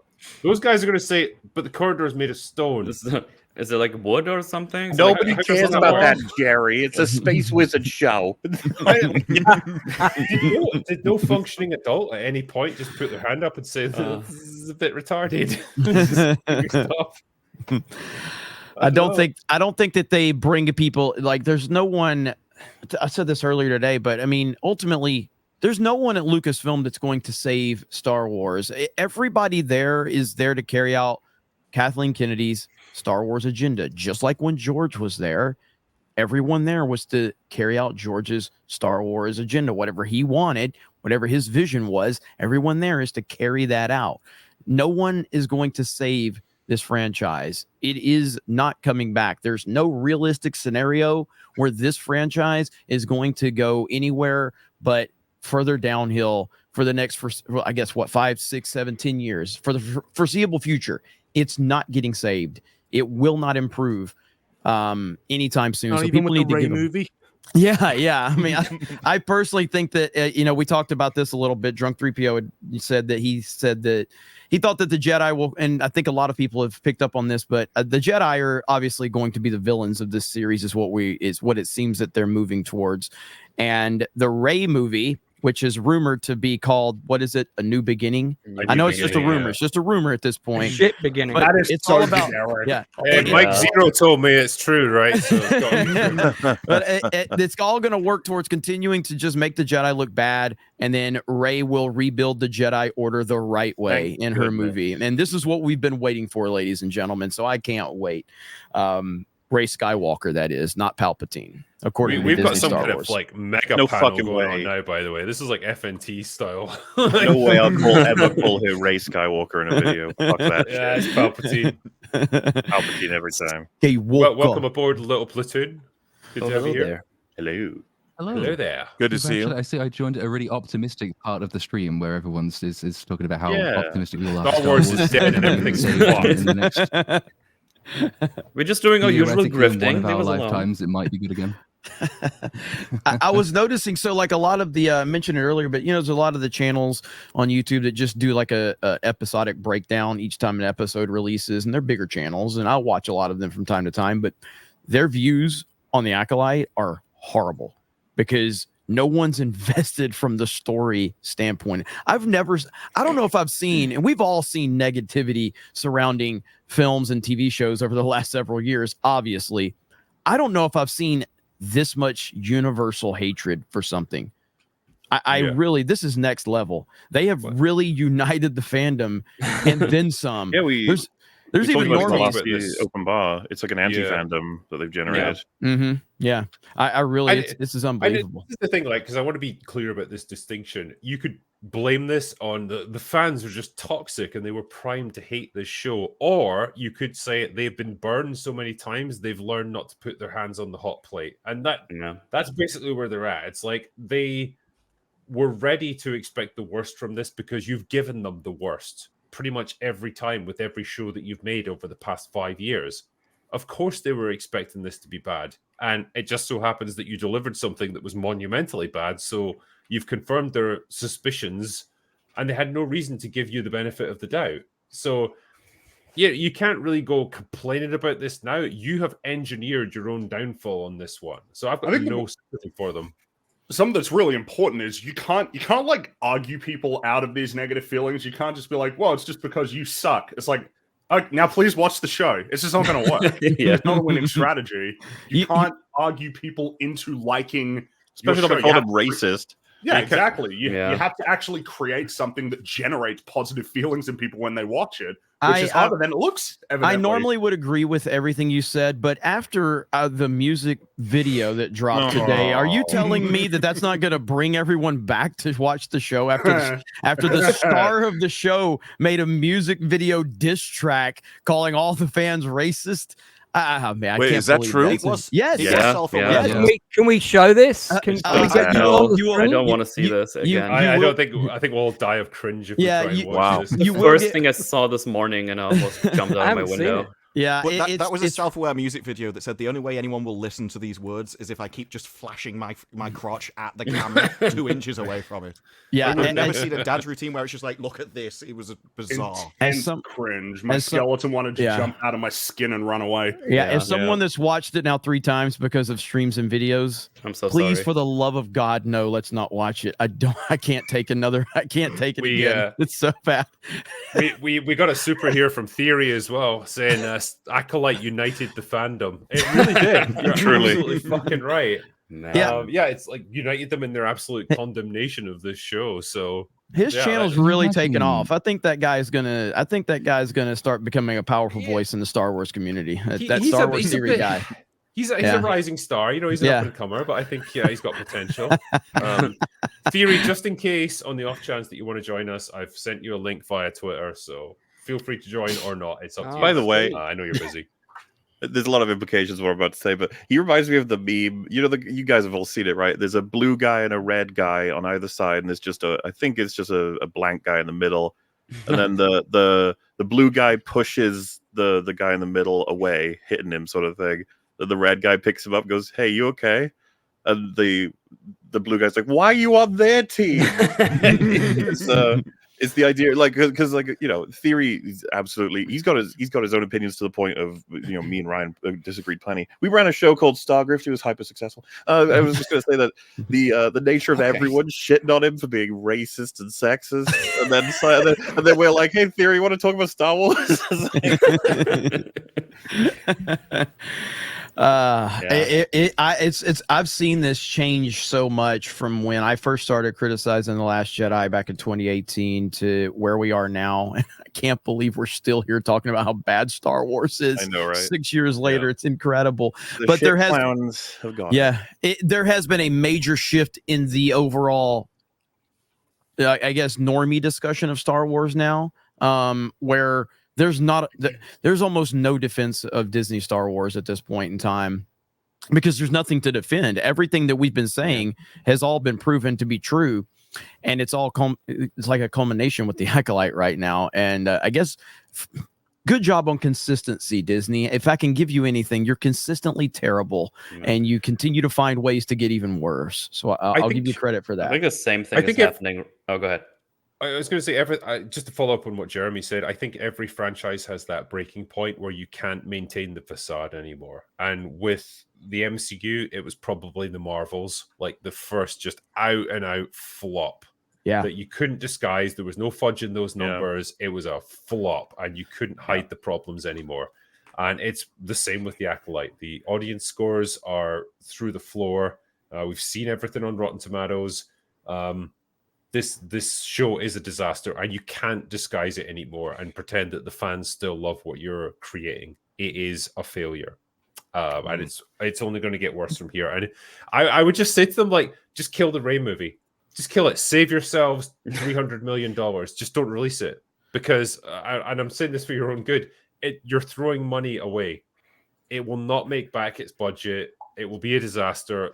People know it's going to be bad. They don't like the character. It's not going to succeed. It doesn't matter what you do. You just got to cut your losses at a certain point. But there's a difference in the attitude, because the business attitude would be that. It would be like, people don't want this, I'm not going to give it to them.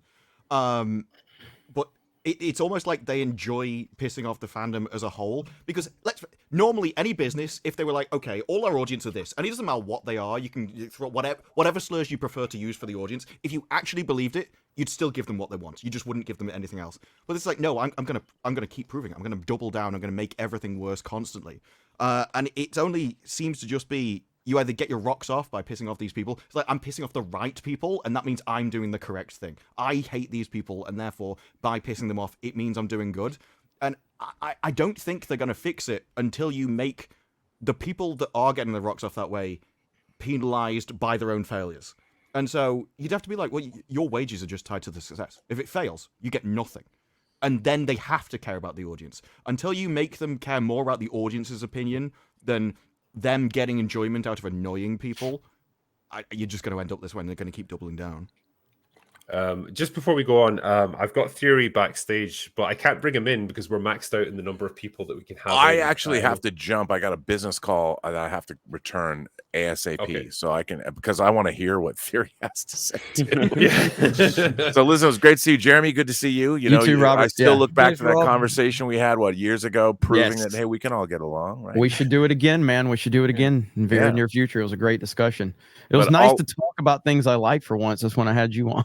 So, haven't done it since, according to the internet. Good to see everybody. Drinker, thanks for everything, and long live the open bar. Thank you, man. I appreciate you coming on. See you, dude. Thanks, Rob. Yeah, man. All right, let's see if I can bring Theory in. Hello, sir. Hey, boys. What's going on? Now, this is becoming a real habit. That's 3 weeks in a row. I know. It's crazy.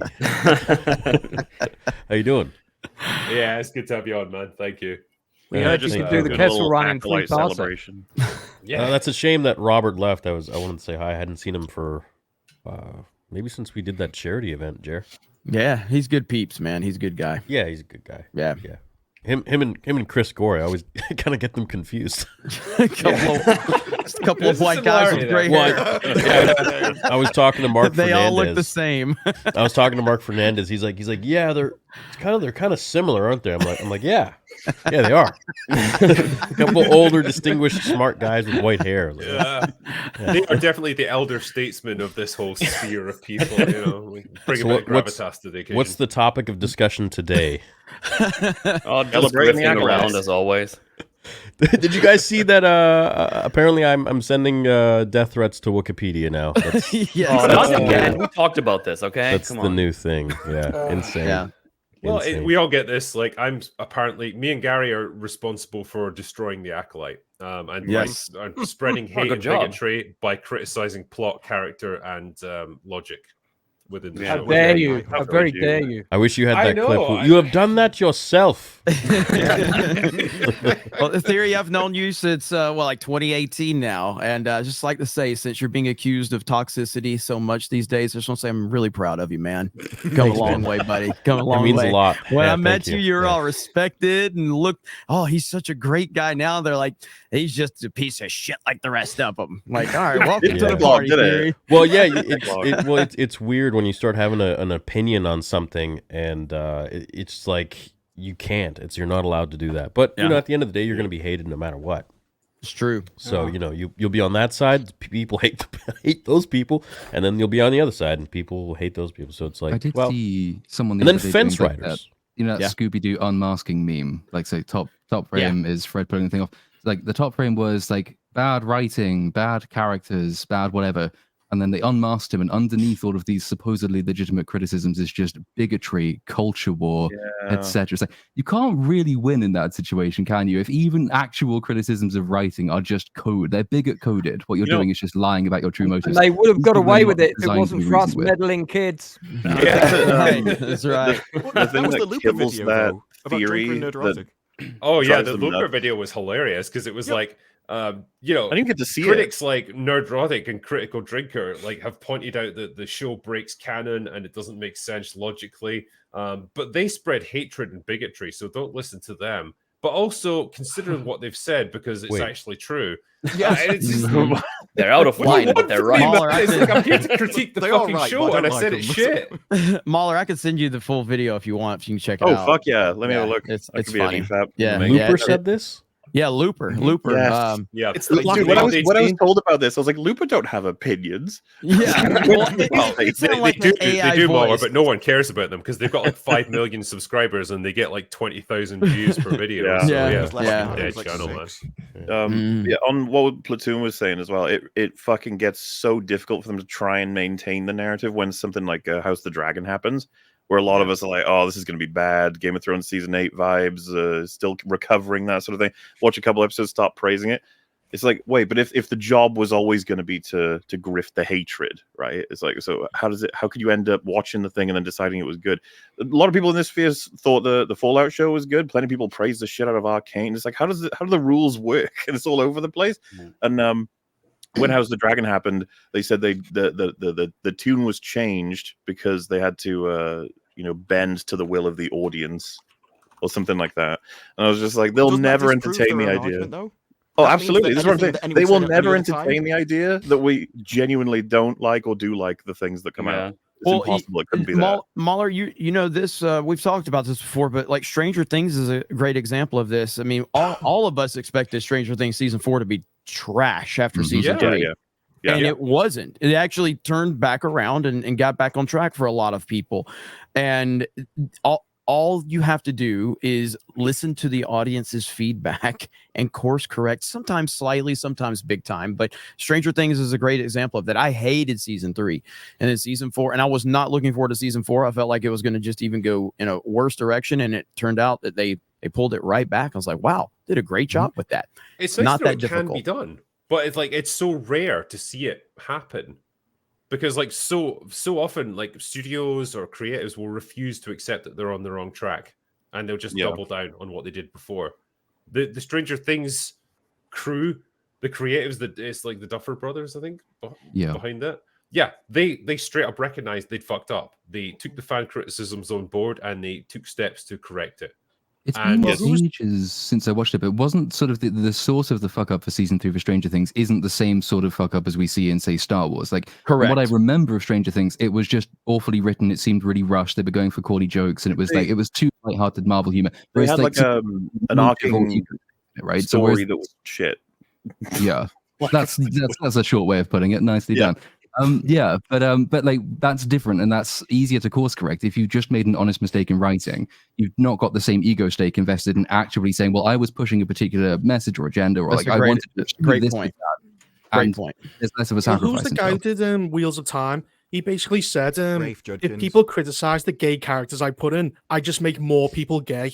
Yeah, Yeah. He says the way that Okay. he defeats the criticism is by taking their favorite characters and making them gay. That's a quote. That's he's that's the a bold twat. strategy, Cotton. Yeah. All right. It pays The guy off. writes the God of War show. I'm very. Let's Let's see see how how through it with the plays threat. off. So You guys Not know yet. Obi-Wan's gay now, right? Sure, why not? They all Yeah. are. No, actually, There was like some. What was that in a book or something? Yeah, in That a was book. confirmed. Yeah. Yeah. Well, the- Yeah, the because that was like a horny- discussion he was having years and years ago when he was younger, right? Yeah. Yeah, I remember that. Good lord. So what, horny is his Padawan lightsaber- girl is also gay for Osha, isn't she? No, Yes, we've learned yes. from the Acolyte, so that's good to know. Yes. Wait, what? Obi-Wan's Yeah, lightsaber literally, bends. yes. Yeah, Theory, do you not know about this? They had No. 2 conversations in the episode amounting to, hey, when you're gone, will you miss will you miss me when I'm gone? It's like, maybe. And then later she's like, hey, it's okay that you're mourning your sister and the death of people. Yeah, they've already said that apparently those two are gay. The actress come out. Yeah. The actress that played the what's her name? Jackie. The- X-23. She confirmed it that she has feelings for her. She's crushing on her in the show. It's like, what the hell? Oh, whatever, The thing man. is- You know, like I said, I really don't give a shit. Well, it's so funny because Make it in cool, Winch kid. Tales, I enjoy Ed, watching people die. She was coming on to her. when we were watching it, we were confused That's the that power the of show was trying lesbianism, to, Disparu. the show was trying to It argue knows they no were bounds. friends at all. I didn't pick up on that. The fact that you'd call them friends before even I can't even entertain the notion that those two have fallen in love with each other. I was like, they don't even Yeah. know each other. They just know That's it's like like, there's a what? whole episode missing where the actual character stuff was done, and now we jump forward and it's like, oh yeah, by the way, we're madly in love. So, where did that come When from? did this happen? Well, it's like in Rise of That's your Skywalker when first conversation C-3PO in is 4 about. episodes. It's like in Rise of Skywalker when C-3PO is about to get his mind wiped, and he's like, "I'm taking one last look at my friends," and they're probably all thinking, "I'm not your fucking friend. I barely know you." Who are you? Yeah. Oh, I forgot about that. We were, Thanks for we made reminding us of that movie because I think we all forgot about that movie. I did forget. Yeah. Yeah. But you know what? We're, The Acolyte makes me want to watch the sequel trilogy. To be honest, like I'd rather watch the sequels than this show. Fucking hell. Well, yeah, it's all this relative downward spiral. I mean, it into was insanity. It's a bit of a joke, but it's kind of like maybe we were too harsh on Ryan Johnson. Maybe it wasn't that bad. No, you know what? Every time I think that, I'm like, nah, he took that saber and just threw it behind. I know. Fuck that, Come back, man. J.J. Abrams, always forgiven. I just wanted to do this one here. This is $250 from Wallace. Smallest Wallace people out people. Happy Centennial! I know how annoying I can be during Mauler's streams, so here is some of his dollars since I know his passwords. Whenever you hear me, just know that it's his OnlyFans. It's OnlyFans all along. It's really not that loud, guys. I mean, come on. Well, it's like because like during Stardrift, me and Ryan would be talking, and then all of a sudden we just stop and pause, and Mahler's just not saying anything. All we hear is. Is there a ding at the end, like a typewriter? You have to slide it back. Well, I remember one time, like, was it not coming through your controller? Yeah, the Or fucking whatever. PC was retarded and it activated my PS5 controller became my microphone. Oh yeah, Yeah, that like happened whenever to you were me too. talking, all I could hear was this click, click, click. I'm like, what the fuck is that, Mauler? Jesus, Yeah, you you go literally- live like this. Dude, it was so confusing because he was saying, listen, your voice is coming through okay, but every time you hit the fucking X button on a controller, I can hear it. And I was like, how could you possibly fucking hear that? Hey, but drinker Because I'm drinker in can't- your air conditioning system, Mauler. Watching you right now. Oh, God. Drinker, you can't talk too much because you had your webcam mic on when you were on Piers Morgan. I was about to say that, yeah. They had a team of sound engineers, and not one of them fucking said anything to me. All it would have taken is like, you sound kind of retarded here. Can you fix it? Like, yeah, okay, it's coming through my window now.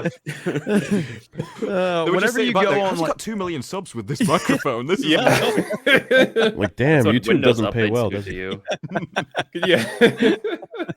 Please help me raise enough money for a blue snowball mic. You know, but you can tell Oh. that's when the worlds cross because like I've been on some like interviews with like production company or whatever, and it'll always pick up. Like I did that one time. My webcam was my mic because of the software that we were using.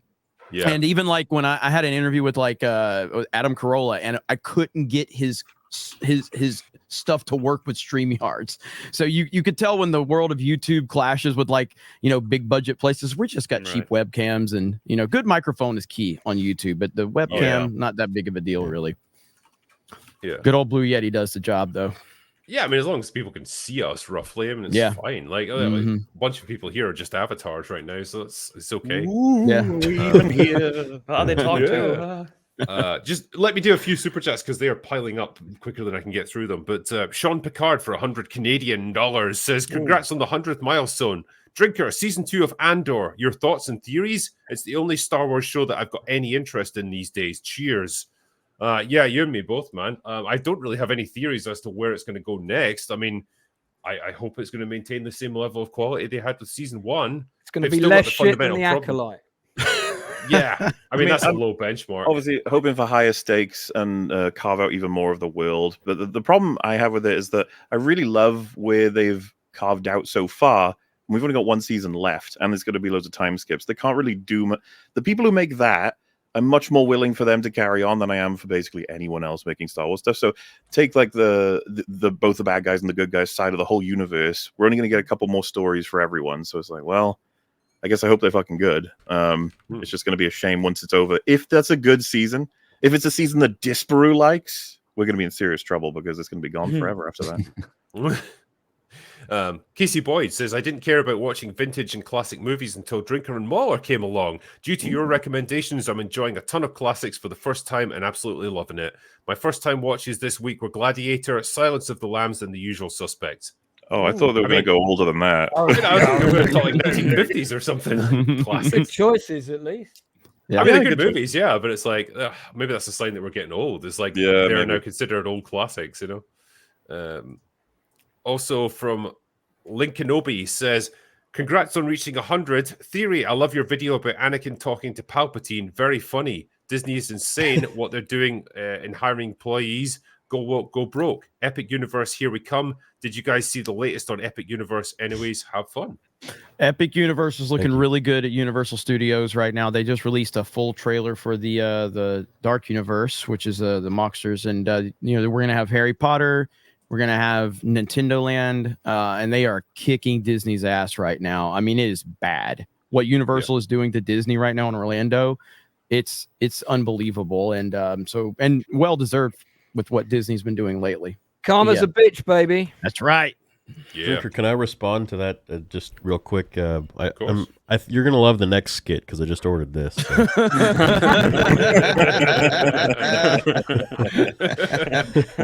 Stay tuned. Nice. I was going to suggest a bit of light relief from the Acolyte.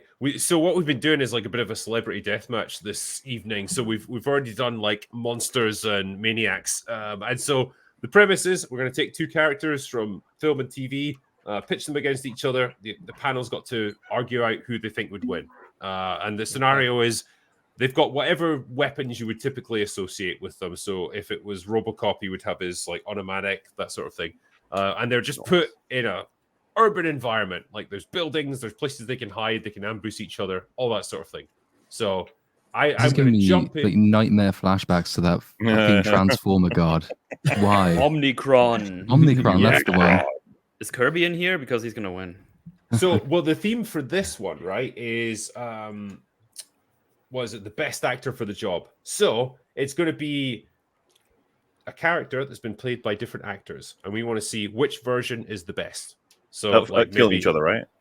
Was that? Yeah, so they got to battle to the death. So which one do you think is tougher, a better battler, all that sort of thing? So I will jump in and we can debate, I suppose. So the first one, interestingly, it's Lara Croft. So we've got the Angelina Jolie version versus the Alicia Vikander version. Like everyone's going to vote for Angelina.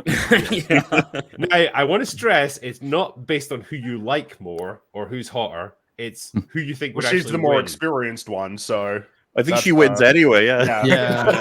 Angelina wins, though. I mean, just overall, I don't think the only thing I would argue in Alicia's case, in her favor is that she's definitely fitter and stronger than Angelina Jolie ever was. Yeah, but she hasn't got a vial of blood attached to a chain around her neck. That's the So- actress, though, not the character. So we're gonna have to go with the character here. Okay. Fine. Well, Angelina's got two that's no guns. She's got a fun. bow and arrow. Yeah, and we saw Angelina Jolie in the So- first movie, like, take out robots and everything that was after her. Yep. The second one just looks scrawny. Like, she doesn't look as if she's stronger than Angelina Jolie in this. Which is interesting because she is actually definitely more muscular. And I'm not being as I'm not trying to be disrespectful, but Angelina looks like she's Laura Croft, and the other one looks like she's cosplaying as Laura Croft. The other one looks like she was designed by a Western Games developer. It does. I mean, she just looks like she's like, this is my cosplay. Look, I'm going to Comic-Con to look like Angelina Jolie. That's essentially what it looks like. Spirit Halloween. Yeah, absolutely, 1000%. I think especially if you're making a Tomb Raider movie in the early 2000s, I don't think you could have picked anyone better than Angelina Jolie to play Lara Croft. That was definitely a good show. And Angelina's got two big reasons that stand out. Yeah, they're 9mm. All right, go on. Describe them in detail. These two reasons. I think everybody notices the two big reasons we're talking about. Yeah, they're not. I guess they're not as pixel and square as they should be to be game accurate, but pretty they're close. Triangular, so they're pretty close. Dude, when I saw those when I was like 8? Oh my god. Oh yeah. That's like Lara Croft turned a lot of boys into men. Yes. Whether they want it or not. Well, I'll tell you what, then I'll put it to the vote. So we'll just go top to bottom. Who would win in a fight? I guess I'd probably go for the Angelina Jolie version. Yeah, I'm going with She does Angelina have for the sure. guns. I haven't seen the new one. You would suffocate her with those milkers she's got. A movie we could all get behind. Yeah. I'd buy that for $1. Directed by Leslie Headland. No. Then it would be starring Well, it's going to be That- Phoebe Waller-Bridge that's doing it. One isn't might it? be good. That one might be good. I was going to say as well, Nerdrotic's apparently here waiting to get in. So Reaper, I think you said you were going to bounce now because you've been on. Yeah. I've been here long enough. I've overstayed my welcome. Yeah, we're all getting pretty fucking sick of you now. Well, congratulations on the first 100, but they're the honeymoon phase. We all know when you get to 200, you'll start punching the shit out of each other. Oh well. We'll be so drunk we won't feel it. Yeah, exactly. No, thanks, man. It's like honestly, I appreciate you coming on like so many open bars. You've been an awesome guest. Like, I'm so surprised you many keep times. inviting me. Surprised you keep getting back. You keep saying yes. So I'm like, You throw me out and I go, how'd you get back in here? And I go, I don't know. No, thanks, man. And all the Nice best with meeting your everyone. own channel. All right, awesome. you too. Take it easy, man. Later. Bye. Catch it. Alrighty. Okay, so it seems to be fairly unanimous across the board. I think we're feeling I like think this is the Angelina unanimous. version wins. Mhm. All right. Yeah. I will list her down as a winner then. So Angelina Jolie, yeah. Does that mean Alright, there's cool. going to be like an ultimate battle at the end of all these between the It two? depends if any of us are still sober enough to do it. But I'll try and keep track of it. The next one is Battle of the Bats. So I tried to pick like the two Batmen that I think are probably the most physical and the most capable. So I kind of ruled Keaton out, and Val Kilmer's one just seemed like kind of a pussy. Same with George Clooney's version. So I feel like Bale and Batfleck are probably the most dangerous and the hardest out of the bunch. So What about Battinson? Did he not make not it? in? Adam West. Funnily enough, no. 1000% Bale. And I will ask, are we including Ben Affleck's stunt double, that's the only praise that he gets universally is when his stunt double did the warehouse fight scene? We So are it had nothing to do with the Bale. because that is the character. So Okay. like whether Alright. it's that particular actor, it's Okay. still represented by him. So Okay. Yeah. Where's the trigger in all? It's Christian Bale. Where's the trigger? Yeah, but Bale. Now, is this going to be like their interpretation of Bruce Wayne and Batman, or just their portrayal of Batman? So I mean, I think it it's all gonna- gives the whole fight? picture, right? So in this case, it's going to be Batman, kind of like what their peak is in terms of their combat abilities and just their standard weapon loadout. So Okay. they've both got a fairly similar loadout, I suppose, because they've both got the same bat gear. Well, even with these suits, though, Bale is clearly more armored. So even if you took them exactly as skilled in hand-to-hand stuff, Bale would still win just from that. Yep. So I'm gonna go against the grain here. I'm gonna say that Batfleck is the bigger, stronger brawler of the two, and I think he would probably prevail in a fight. Remember, between the two of them. Bale got fucked up by Bane, and Bane and Batfleck got a similar chunky man thing going on. I'm just saying. Batfleck doesn't have the magic knee brace, guys. Okay, so just want to point that out. So my only question is, which one is more like? So we know Christian Bale is a little more of a new Batman, but obviously in Batman Begins. But then is Batfleck like a more grizzled, older Batman? Yes. He is. Yeah, because he's like so he's Justice more League experienced. Batman. Wait, so can we just which movie are we grabbing Bale from? So my general okay. rule with this sort of thing is both of them in their prime. So the best we saw them in their respective movies. And I guess does that mean Affleck doesn't have special donut consumption powers at this point? Yeah. So I think we're gonna have to go with Batman versus Superman for his like peak physical abilities. Well, and then I'm gonna end the discussion right now. Okay. All right. So all Bale has to say is Martha, and he wins. So it is Jeremy, why did you have to say that name? It's a safe word. It's a safe word. So that's all Bale's got to say, Martha, and it's over. My favorite is Bale, obviously, but character-wise, I don't know. That's tough, man. This is the thing. I don't want you to pick your favorite, right? It's about like who would you win. think would Yeah, actually win in a fight. Yeah. Batfleck. Yeah. Batfleck would win. I'd probably go for Batfleck too, to be honest. Can we also He's just a powerhouse. He's a powerhouse. another fight? We need to have Jeremy Irons, Michael Caine fight too. But here's the thing. Don't ask me to pick that one. I want to see two old men beating the shit out of each other. I feel like both could use a walking stick. Yeah. I feel like with Bale's Batman, I'm gonna fuck you up. he would probably gauge the fact that Batfleck is way bigger and stronger and like maybe older and more experienced. So he might be able to create some sort of apparatus or something, or go 10 steps ahead and try to mitigate that distance. Well, I think so, but I think they're both get prep time. Yeah, they're both pretty smart, and they're both pretty good at finding the weaknesses of their opponents. So it's Drinker, are you dropping them in like a thing where they got to fight straight away as they are they getting time to analyze each other and do something about it? No, I would say they have to fight straight away. Okay. Have they watched Batwoman so they can make a bullet that goes through the Batman suit? Desert Eagle. I mean, at least Bale's Batman carried 3 films on his own. Just saying. Again, we're going to ignore the meta. We're going to ignore the meta there. Yeah, I mean, I do understand that in all seriousness, I'm not the biggest fan of Ben Affleck's Batman at all, because I just don't think he represents Batman very much. But if we're taking all of those specific details out, because this is not about who portrayed Batman better, this is not about who was a better Batman or who was a more successful. This is about in a straight up fight. Like if these two guys were dropped in a situation and they needed to fight, there's a realistic argument that Batfleck could take Bale's Batman. Yeah, there really is. In Batfleck's world, there's a Superman. Yes, and so I'm just that levels everything up. As much as I don't want to use this against Bale's Batman, is the truth is he needed Catwoman to help him beat Bane. Ooh. That's the truth. I'm keeping an eye on chat as well. I think they seem to be swinging broadly towards Batfleck. There's a bit of dissent there, but shall we cast our votes? I think Batfleck is closer to the Dark Knight Returns Frank Miller's Batman. I think that's what they were going for when they created. Yeah, this version, I kind of like him for that, but whether that means he would win in the fight. You guys can't discount the power. A lot of the fight scenes for Bale Batman has goons just falling over on their own, if you remember. Mm-hmm. Yep. Oh yeah, especially firing guns not hitting anything. Clearly, he has a psychic ability that makes people commit suicide. So I've got to consider that. You also have to bear in mind that Batfleck will kill you. He's unhinged. He's a fucking psycho. You got to That's right. I got to go Batfleck.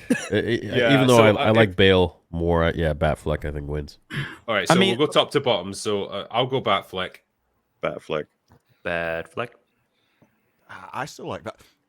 I just can't see Ben Affleck as a really intelligent bloke. I can't see him as like nothing about him goes. Yeah, that's a guy that could find weaknesses and stuff. So I'm still going to go Bale. I'm going Bale because Bale killed all those motherfuckers in the beginning of Batman Begins, and he doesn't get credit for it. He killed everybody in that Temple of the League of Shadows, and no one gives him credit for it. He murdered a lot the Batman of people. fans are like, we don't talk about that, Jeremy. Yeah, he murdered a lot of people, and he doesn't get credit for it. So there is some rage there. So I'm going Bale. Okay, Friggy. There is some rage, but it doesn't match the insanity of Batfleck. All right, I think he takes this one. All right, Lance. Oh, I'm torn, man. Yeah, I think Batfleck. Okay. Platoon. Reluctantly, Batfleck. All right, Theory. I'm changing because of Jeremy's answer. I'm changing my answer to Bale. It makes too much sense, dude. Let's go. Yeah, it just makes too much sense. Yeah. All right, and Gary. If Ben Affleck was a crew member on the Terminator, I would pick Christian Bale, but he's not, so I pick Batfleck. All right, Batfleck, I'm afraid takes it. So That's a good answer, Gary. He's That's a good answer. Thank you. Thank you. What's up, Gary? I'll note this What's down. up? All right, nice. Okay, next one. We have got the Kirks. Oh, It's Battle of shit. the That's Kirks. a run. Get There's the no hell outta here. question. There's no question. Should we There's just no question. This isn't down to who you think is more charismatic or who's better inhabited the role of Kirk. Who would win in a fight between Shatner's Kirk? Now, and as Chris someone who's Pine's? been watching a lot of original series lately, Kirk has a pretty strong patented Shatner Kirk. I don't even know what you call it, where he puts his two hands together and slowly hits people. yeah. That is an No, it's someone incredibly else calls damaging that. move, If and that that's doesn't just work, for he's- damage. If that doesn't work, he's got the fucking missile kick where he just kicks someone with both feet. I mean, just Okay. these two pictures right here, you can tell who's going to win the fight. One guy's like, I'm a badass. I'm confident. I don't care. The other guy, he looks scared to death. Chris Pine looks scared to death. Did you just accuse me of a microaggression? And I think it's clear Chris Pine's already injured from looking at him. You know, Yeah. He's got the palm. A pussy. I don't think Either there's much injured or debate here. aroused. I don't think there's much debate here. Yeah, my money would be on Shatner's. Honestly, Kirk. Drinker, the problem with this one is no one's got the courage to vote for Chris Pine. No one would ever do that. Hey, It's, is it pre or post Immortal Triple Blood? Chris Pine. oh yeah, you Well, gotta like consider we that. had to pick them at their peak. So. Is it pre or post Kirk in the Nexus, which makes him immortal? according Well, to he that? was like 60 in a years way. old then, and he definitely wasn't immortal because he Well, at died least he by got into a bridge. at least Shatner got into a fourth Star Trek movie. Hey, that was my argument for Bale. It didn't work. I think It's a different situation, Jeremy. Okay, different context. Shatner, goofy fighting style and all. I think he'd probably take him. Yeah, I In think his so prime. too. Shatner's clearing. There's no chance for Pine. Yeah. All right. Anyone This else is got this is anything more they wanna put to universal this than the one? hatred Anyone for brave Acolyte enough? right here. So. Yeah. Sorry, Chris. Devil's advocate, though. I mean, fighting styles in modern things are much quicker than fighting styles in old things. Yeah, but they don't hit as hard. Shatner has to have his little warm-up. You have to hold B for ages before he gets to do his axe handle maneuver. He's got his in that axe hand time, to the Chris back Pine of the is neck. it takes him a long time to power up, and meanwhile Chris Pine is sort of running around shaky cam, so Shatner can't really keep track of him. It might be tricky. I don't know. It could be easier, but then actually Shatner has loads more padding, so his armor stats higher. So I'm going Shatner. Yep. Yeah, like Chris Pine's version of Kirk just comes across as, if not a pussy, then at least pussy adjacent. So, That's the science. He's an asshole. Yeah, I'm gonna vote for Shatner. All right, the Shat takes this. Yeah, All that's right, right. well done. Next up is the Battle of Bonds. Now, I would put again, any I Bonds stress against it doesn't come down to who you There personally is like nobody as Bond. picking over Connery. There's Connery no. would make his girlfriend. Okay. If you do this, Drinker, whoever picks Daniel Craig will be banned forever from. So we might as well substitute Craig for literally anyone else. It'd be a bit fairer. I honestly toyed with the idea of having like Connery versus Timothy Dalton because he was quite a serious, somber Bond. And What stuff. you should have done is put Connery versus Craig in a dress. Is what you should have put Craig in the dress, the Daniel Craig in the dress. Wait. I love that. You guys, I picked this on the basis that Craig was probably the most physical Bond that we've seen. If you take the opening of Casino Royale, for example, he does get into some pretty serious fights in his time. He wants us to take this seriously. No, I do. Like, I still think I know what you're going to pick, right? And I'm going to go the same way. But I want to at least give Daniel Craig a fair shout here. I don't want people to think I'm totally biased. So, all right. Wait, why don't you guys like Daniel Craig? Can I Also, just Sean point out? Connery's is bigger. Sean Connery did not walk into a missile to kill himself to get out of the franchise. Well, that's Gary's defense of Daniel Craig's power. It took a rocket. Right.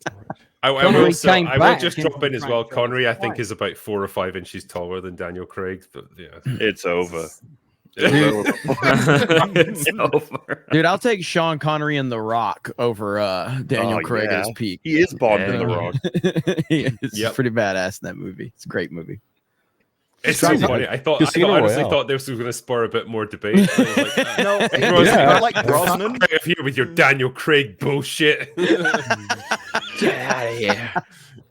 Wait, Jeremy, I need the lore. There's hate? There's Daniel Craig hate? Daniel Craig? Yes. Yes. Oh, shit. He's one of my favorite Bonds. A lot of the hate is more about how he acts as a Hollywood nut job.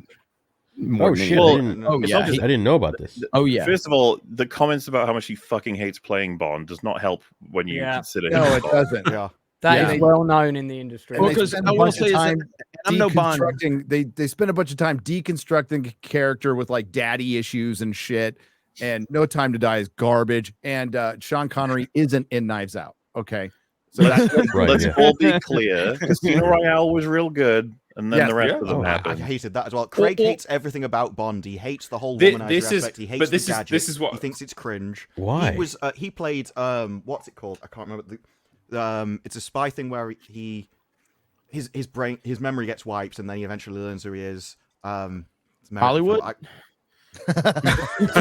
Harvey Weinstein character. He doesn't play Bond in any of the movies. Jason Bourne, are you talking about? Yeah, Jason Bourne. He plays Jason Bourne as Bond, and it's they even edited the fights so they're more Bourne-like. Nothing about any of his movies is Bond. Well, and I'm not a Bond expert by any means, but I remember when he was cast, there was a ton of negativity when he was cast. But then when the first movie came out with him, it kind of turned the tide a little bit, and people were like, "Okay, he's actually really good." Yeah. But then a few movies into it, it got it turned back negative big time after I think the last movie or the last 2 movies.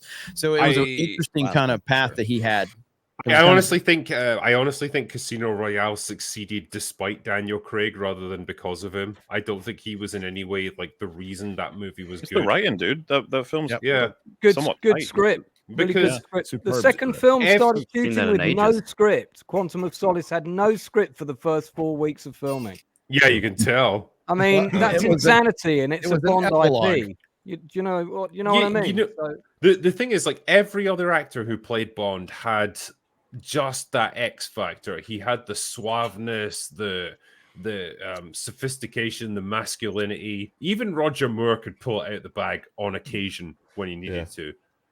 Daniel Craig never had it. He was trying to be Jason Bourne in a tuxedo. Well, he didn't. That like was the Bond. difference. But that's what I thought the point was. He was supposed to be like a young, grizzled, like sort of inexperienced Bond compared to when it comes to Sean Connery, who's much more down the line. No, this was like his first mission. Well, it gets confusing. Yeah, it's like an though. origin story. Right? Isn't Skyfall supposed to be like a celebration of combining both eras? And then it doesn't make any sense. I always watch Casino Royale. The worst thing they did was to try to construct an overarching narrative for the Daniel Craig era. Yeah, that was a terrible idea. They should never have done that because it's like Bond is supposed to just go on standalone adventures. I know they have to play fast and loose with continuity, but that's kind of what you have to do when you've got a series that spans like half a century. Yeah, the poor fans trying to figure out what the fuck they're supposed to do with all of it. Like, how does it work? What does it mean? Yeah. It also worked up until that point. If you were just like 007 was just different kind of people. You could kind of headcanon it out that way, but Craig ruined that. And I still remember, and I'd love to know whether it was a rumor or not, when they were like, we're going to replace him with a woman, and then there was such backlash. Then she was still in the movie, but she wasn't called 007, and everything changed. I would love to know if those rumors were real or not. Because I could comment on that if you want. Yeah, do it. But there was a version of the script that was written to introduce a female Bond, and the plan was to leak that to the press to test the water to see what the response would be, and then they did a rewrite. So that's what happened. Yeah, that's what happened, and I've had that confirmed from a number of first-hand sources. So there you go. Well, it's good that at least like they listen to some extent to what the fans have to say. I think it was more about the wallet. Mm-hmm. Well, there's that too. Yeah. It's very interesting how long it's taken to replace him after those movies. Yeah. He was around for so fucking long. It was hard to remember a time when he wasn't there. Like it's like 15, no, more than 15 years in fact that he played Bond. That's probably the longest tenure of any of them, even longer than Roger Moore. And he was like about 200 years old when he finished. Zero of this discussion has been about these two fighting each other. I know. Just like Sean Connery. Anyway, Daniel Craig sucks. Straight away we just. Well, Sean Connery beat the crap out of him, especially if he was in his dress. Actually, the one thing these two Bonds have in common is that they both hated doing the role by the end. Yeah, that's Sean Connery started out enjoying it. Pretty soon after started it, though. He fell out with the production company, I think, after Thunderball. And he became very difficult to deal with. So they started liking working with him less and less, which is really sad to hear that, but it's true. Well, he did get to have much more sex than Craig did, and he didn't die. So I'm thinking more sex plus no die is probably like victory conditions met. Absolutely. On and off the set, I would say, yeah. I genuinely want to see a fight between Sean Connery and Daniel Craig in their primes as well. I don't know why. Not the Bond characters, just the actors just duking it out. Now that's a Doctor Who storyline I would watch. Yeah, I feel only like if Sean Connery would fucking got Daniel destroy Craig him. in the dress and Sean Connery in the Zardoz outfit. Yes. Yeah. it's a red nappy or nothing. Somebody needs to create that as an AI poster, please. Yes. Well, anyway, I'm going to mark that down as a win for Connery's Bond. I think that's would. pretty unequivocal. Mhm. And last one is a battle of the Spider-Men. Oh, that's easy. This is easy. Tobey Maguire's Spider-Man versus Tom Holland's. Toby forever. I would argue it's Toby. Not canonically, he's just going to be more. I like how Drinker has explained it every time because we get all worked up. I know, I know how psychology works. It's like, yeah, fuck Tom Holland, Spider-Man. Every time he's had to explain it.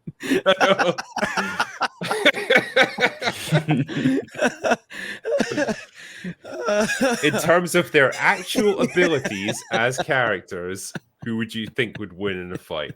I've only seen one Tom Holland Spider-Man film. So. I don't know how you argue with Tom. Like it's not even possible for Tom to beat him. He's just the more experienced, and he has inbuilt web shooters.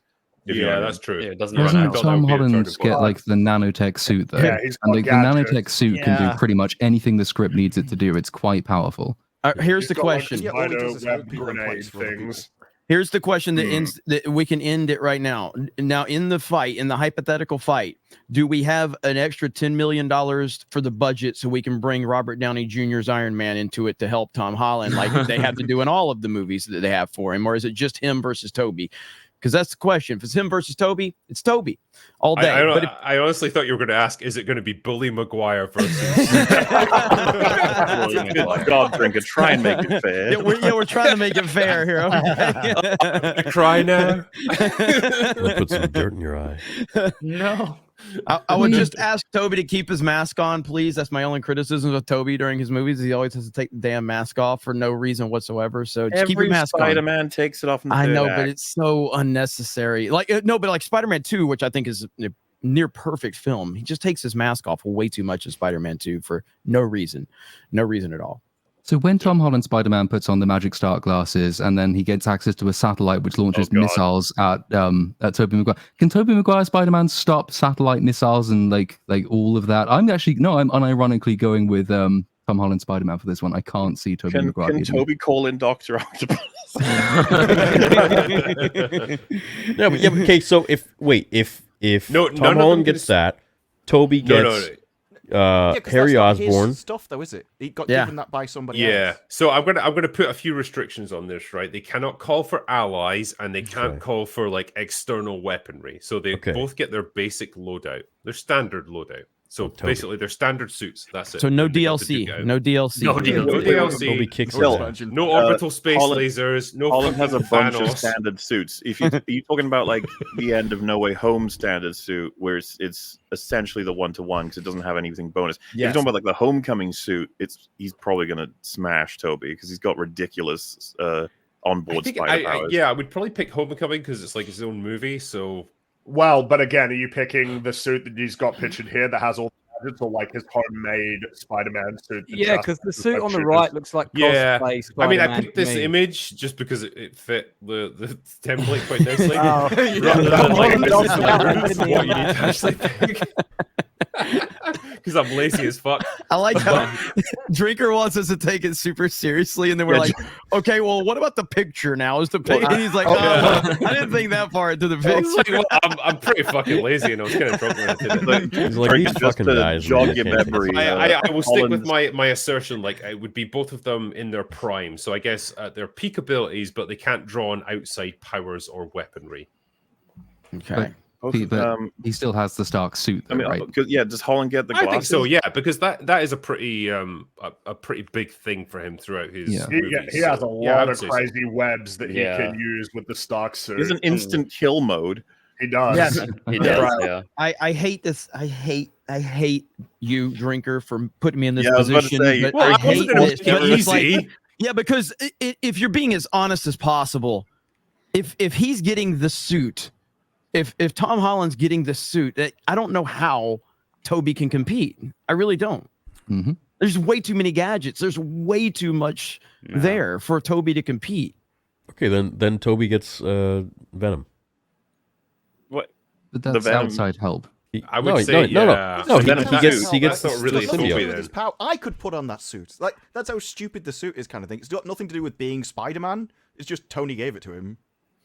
It is true. I mean, then that's the thing is the suits, the deal. That changes everything. It does. It really does. Like, because at that point, the only thing that evens it out is Tobey Maguire has a real Mary Jane. Just put them both, put them both in their homemade suits, their first suits. Yeah, Toby will whoop that ass. Let's go. Oh my god, the human Toby's spider gonna win. But I'm just saying, levels of The that. bull was in their prime. You can't rig the game. Okay, fine. Drinkers forced us all. It's easy. Just look at the size of the spider on their chest, and then you can decide. There you go. So are we actually going down the road of Tom Holland? Well, you're the first vote, Drinkers. So why don't you tell us? Yeah. Hey, I think, if I had to do it on balance with like both of them at their peak abilities, and particularly if Tom Holland's got the Tony Stark suit, I think his one's going to take it. I hate to say it. It's not because I like his character more. It's just like, I think he's got higher combat potential. You might as well make him fight Tony Stark then. I mean, so if we're going to take it like almost as fair as possible, equalizing it, I still think Toby's going to be more experienced, and he probably would be able to use the items and weaponry and that Holland has better than he would. However, him having to deal with this is going to be really fucking hard. And Toby has dealt with Green Goblin and Doc Ock and who knows whatever else in the canon that would have extended from his movies. I'm not sure he's going to be able to deal with this. If Holland just fucking grenade bombs him with all kinds of webbing, he'll tie him up and then he can just kill. Not that he would kill him. Neither of these two are going to kill each other, though. That's kind of the weird thing about this fight. I see. Well, here's what does Toby get the Zendaya picture of the two dudes all on it, and then he can look at Toby and go, "I'm gonna cry. You're gonna cry. He will cry too. He will cry. And just to mention the chat, I remember complaining about Tom Holland's Spider-Man in the first two movies, crying too much and being completely out of character from the comics that he is based on. Yes, I recall that. I stand by it. Absolutely. I stand by disagreeing.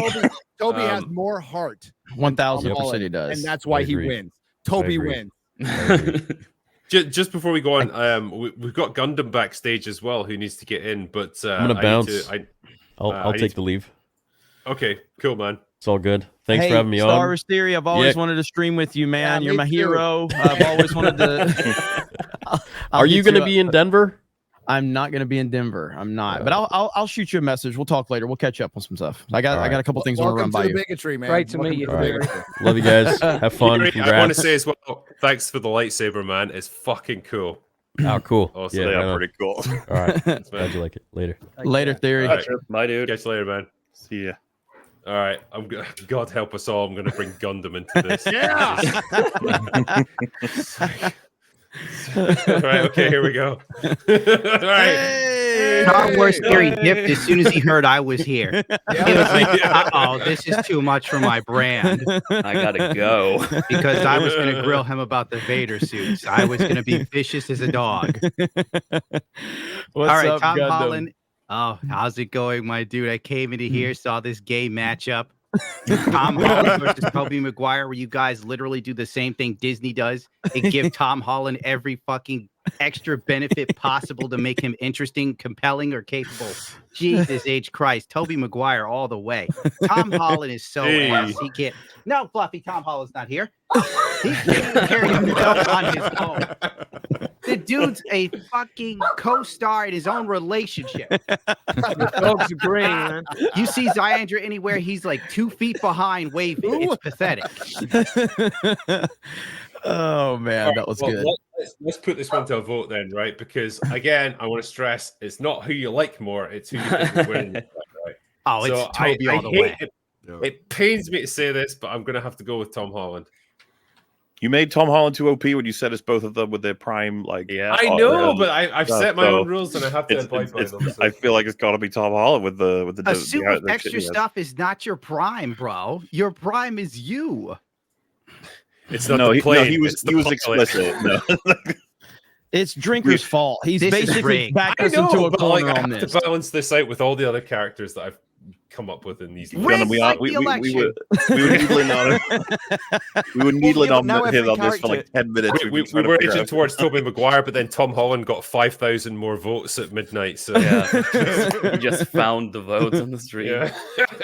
Every character now is going to be, well, what if Iron Man made him a different set of gears? Dude, you're describing what happened on the EFAB. Everyone was like, you haven't entertained the Joker in one of the comics becomes God Emperor Joker. Oh, God, every you have to make sure you consider that the prime Joker. I thought the God Emperor version of Joker was the Batman Who Laughs version that becomes like a deity after he absorbs the power of the Batman in another universe that has Dr. Manhattan's power. Yeah, probably. There's a Harley Quinn version now that has like God powers as well. Whatever. They're so creative. Of course there is, yeah. Of course there is. Could you imagine anything worse than the Harley Quinn God? I would fucking end myself in an instant. The lesbian In relationship. Minecraft. With no, in real life. No, regularly. they're working up to making her a god. Gundam already brought up certain things that happened in November a few years ago. I'm trying to save the monetization here. So okay. I'm experienced in this. It's coming again. Get ready.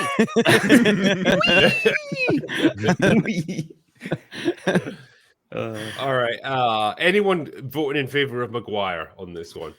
I am on principle. I am on principle. I'm going to be a stubborn old man and say Maguire. Tom Holland. 3 assholes that are voting for Maguire. I'm voting for Maguire. I feel Holland will be Zendaya'd out, so I'm going to vote for Maguire. That's right. All right. Once she breaks up with him, he's broken forever. Well, I'm pegging this as a win for Holland, and it gives me no pleasure. Did you say pegging? You're pegging Holland? I'm pegging Tom Holland right now. Okay. Now the rules make sense. If you need to go off camera to do that, or now you understand why I like him so much. That's how he got the suit. All right. That was good. That was good. that brings us to the end of that round. Let me do a couple of these super chats that were piling up here because they've been coming in quite rapidly. Star Trekker 58 says, I've been watching TV and movies for 50 plus years. Why can't the fools in charge see that this is the least diverse period ever? Anyway, getting back to reality, congrats on the 100th show, Mr. Drinker. You all rock. And by the way, keep telling the truth, not Hollywood's fake truth. Thank you, man. Appreciate that. What was the next one? Tick says, love you guys. Drinker, Little Platoon, and Disparu. You always make my day with your great humor and breakdowns. You have taught me so much about writing. The rest of the panel is great too, of course. Naturally. Yeah. Thank you, man. Cheers, dude. Appreciate it. Thank you. Shiro Shasha says, first super chat. I recently finished university and I can't spare much at the moment, but I just wanted to say thank you to you both, Drinker and Mauler, for the entertainment and the conversations that are had. No problemo. We've very much enjoyed it ourselves. There was one here talking about our. Can we ask chat to smash that like button? Because I reckon we can hit 10K today. Don't break the button, then other people can't press it. Yeah. What if they've already pressed it? Let's hit that 10K. We can hit 10K today. Yeah. All right, cool. Yeah, I can't get all of the super chats up just now. I'm just waiting for the panel to load, actually. Snope says, Gundam is the best. He needs to be on more. I mean, he's on pretty often. What can I say? And Yes, oh my God, zooming in. Oh, God. Run. I'm scared. Does your channel not have the fan funding tab? Who? Where? Drinker? Drinker, you don't have the fan funding tab? So, like, all of your... You're going to do that for your own channel, right? So no, I think you can see it as a regular viewer. I think maybe I'm wrong about that. No, your mods can see it and you can see it. Oh, okay. You have, like, top chat, live chat, and then fan funding. I think it was, right? Yeah. Okay. So it's mods can see it then. So that's why I would see it on other channels. Okay. Yep. I was gonna say because that's an easier way to keep up with it too, in case you're not seeing it on your end. No, I think the panel that I normally use for viewer activity on like YouTube Studio, it's like kind of like locked up for a second. So yeah, I can only see it through StreamYards, but like there's quite a few coming in through that anyway. So as we always do anyway, Mauler and I will catch up on whatever we've missed on the night because there's obviously quite a few. But I will try and do the next round of this little celebrity death match. And this one, right, gentlemen, we're all about representation here. So this was all about girls getting it done. Okay, so I'm picking out all the girl bosses and I'm going to make them battle it out with each other. So let's see what we can do here. The one from Secret Invasion. Yeah. Well, the That first wouldn't off, be fair. this could be a tricky one, actually, right? So I'm going to put to you, gentlemen, and you need to argue this one out. Who would win in a fight? Oh. Black Widow versus Sarah Connor. Oof, that's actually more difficult than. Oh, this is gonna hit. Okay. Yeah. I feel like it's got to be Black Widow. I was about to say, I think Sarah Connor win. Like, stop, Gary. You keep treating this this you like more. Well, she'll just go back in time and kill Black Widow when she's a baby. So that's how she's going to do it. She'll go back in time and complain to her about giving birth to John Connor. That's what she'll do. That's how she'll win. I know. I feel like Connor is definitely a badass, but Widow is like Black Widow will beat the shit out of her. She just would. Black Widow would beat the shit out of her. Black Widow is severely much more committed. I've never seen Sarah Connor smash her own face into a desk to get the win, whereas Black Widow has done that. So. Yeah. Or survive jumping out. That's going the extra mile to really get that acting win. like for the audience too at that scene. That was really good. Yeah, No, I'd have to. Yeah, Black Widow. Black Widow wins. Ray Best hope is she has a kid that gets revenge. Ray Winston said they wouldn't let him like have fun with Dreykov. It was like a very lame experience. Like he couldn't do any acting. He was just sort of like read the lines, and be done. It's like okay, be done, be done, and get the fuck out, man. No, I will say, like, I think Black Widow's probably got it in terms of combat ability, but Sarah Connor's probably got more determination and more grit and the ability to keep going in the face of just absolute. I mean, if Black Widow's threatening John Connor for sure, yeah. What do you mean? John Connor got dropped in the most recent movie. We don't count that one. Ah, That's not a real movie, Gundam. That's a joke. That was a They fan made it up. film. They lied. It never actually happened. I understand. I pretend that Star Wars is still good. Yeah. No, you You and don't. me both, buddy. I've seen your videos, you liar. Liar. Well, if you come to my house, all you see is like, the original trilogy. So technically, I haven't left. What was it, 1989 or some shit? 83. 83. I was Yeah. close. It was a long time ago. In a galaxy There's far, far away. drugs between then and now. In a time where the dollar went pretty far. No more. So did your drugs. So- Oh yeah, It's funny as I've well. heard Like, legends. if I had to pick between the actresses, like I feel like Linda Hamilton in her prime in Sarah Connor shape would have beat the shit out of Scarlett Johansson quite handily. But Probably, yeah. yeah. Because I don't think did Scarlett Johansson ever do training for Black Widow? I highly doubt it. Looking at her body, I mean, she's not obviously out of shape, but she doesn't have muscle or anything going on. Not in the same way Linda Hamilton did. Mhm. So Good point. They're both yeah, human. I think probably Black Widow would probably take it. It pains As me do to I. say.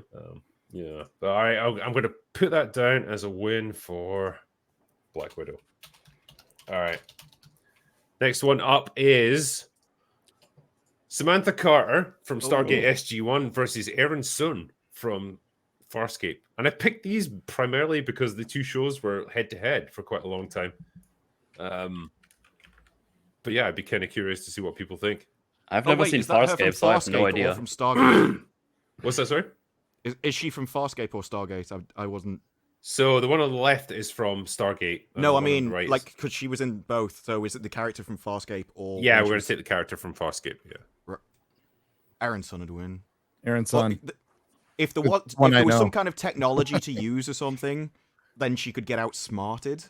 Maybe she set an ambush. So yeah, the rules that we have for this is like they get their standard loadout. So I think in the case of Aaron Sun, she'd probably have like a pulse rifle, and then for Samantha Carter, she'd have like just the assault rifle that you see there, or the Now, do they submachine gun. know that they're entering a fight? P90. Like they could Yes. set ambushes and things? So they're both going into it fully aware, like the other person is here, and I have to kill them, and that's the only way I'm going to get out of this. So they're fully committed to killing the other person. I think Sam Carter could. She's intelligent enough that she could. Well, I think she would get the drop on Aaron Sun. I think Carter is probably smarter than her overall, but I think definitely. Aaron Sun is probably the more experienced soldier. Yes, and better trained, better shot. I'm So gonna it's have to tricky leave one. this one to you guys. I don't know much about either one. Yeah, I haven't got anything for the left girl. I don't know anything about her, so If it came down to a fight, Aaron Sun would win. You're relying on essentially Carter outsmarting her and ambushing her. If that fails, she loses. I think I'd probably give it to Aaron Sun in that case. Yeah, I think she's probably got the edge in terms of combat ability and experience and just general soldier. Yeah, I think she's probably got it. well, my mind says Stargate girl, but my heart says the one with the black top gives very vicious spankings. Okay, I'm sold. You're not far off on that one. So Is there video? Can I see it? Can I see it? All right. Next Oh. up, I tried to find some characters that were going to match up somewhat in terms of physical ability. fuck off. Oh, the Mauler speaks.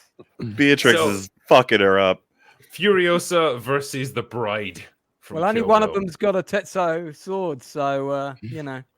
Yeah, but then Pretty uncle. Furiosa's got guns, so I don't know. Yeah. You got to keep that in Well, mind. what is this scenario like? How are they meeting each other on the battlefield? What's happening? So again, you drop both of them into, say, an abandoned dojo, urban environment. So And they you've fight! got like buildings, you've got cover, that sort of thing to hide behind, try and ambush the other person. There's plenty of ways you can outmaneuver them potentially. Yeah, the bride's got this. She's already like half an assassin, or fully an assassin. I mean, like she's out of play as an assassin somewhat. But I mean, you know, she nearly got Bud through being like a ninja. I don't think Furiosa is going to be able to do fuck all if Sure, the that's Bride's- somebody's eye with two Probably fingers. won't I'm even see going it. with Fur- Bride. Furiosa can beat the shit out of Mad Max with one arm. Whatever. But he's a I'm man. just saying. Oh, okay. Just saying. that wasn't Mad Max. That was Tom Hardy. All right. Gary bringing in the logic in here Furiosa's now. gonna load it done, and by the time she's finished, she'll have a sword through her heart. It'll be over. Yeah, she's got other limbs to cut off and a head. So I give it to Beatrix. All right, so are we coming down on the side of the bride then? The bride. Yeah, bride. shocking. All right, I know, I'll but mark yeah. that down as a win for her. The bride. Hell, yes. All right, next up. Is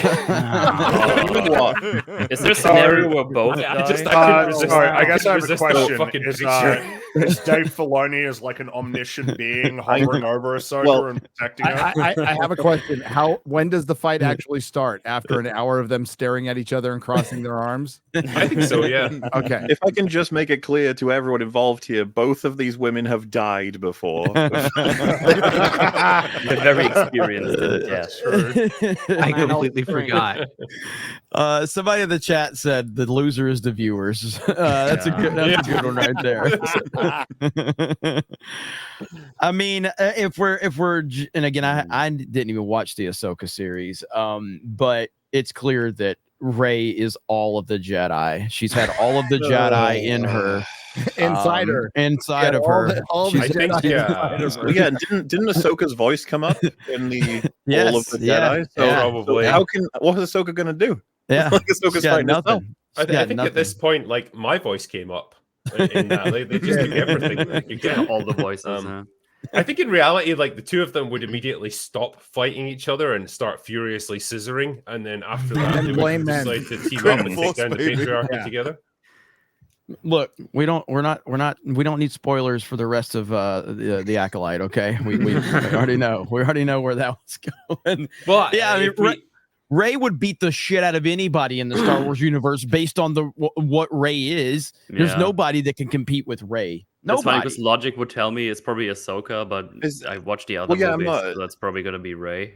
I'm not even kidding. Like fighting skill and ability with the Force, it should go to Ahsoka. But I'm not kidding when I say like Rey has the world on her side. Like it will pretty much. Yeah, that's what I was going win. for. Yeah.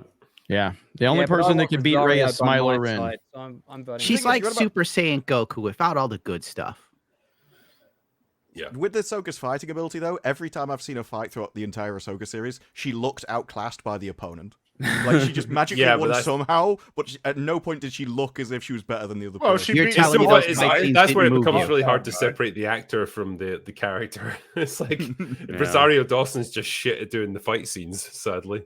Why didn't they get a stunt double for that, really? I don't know.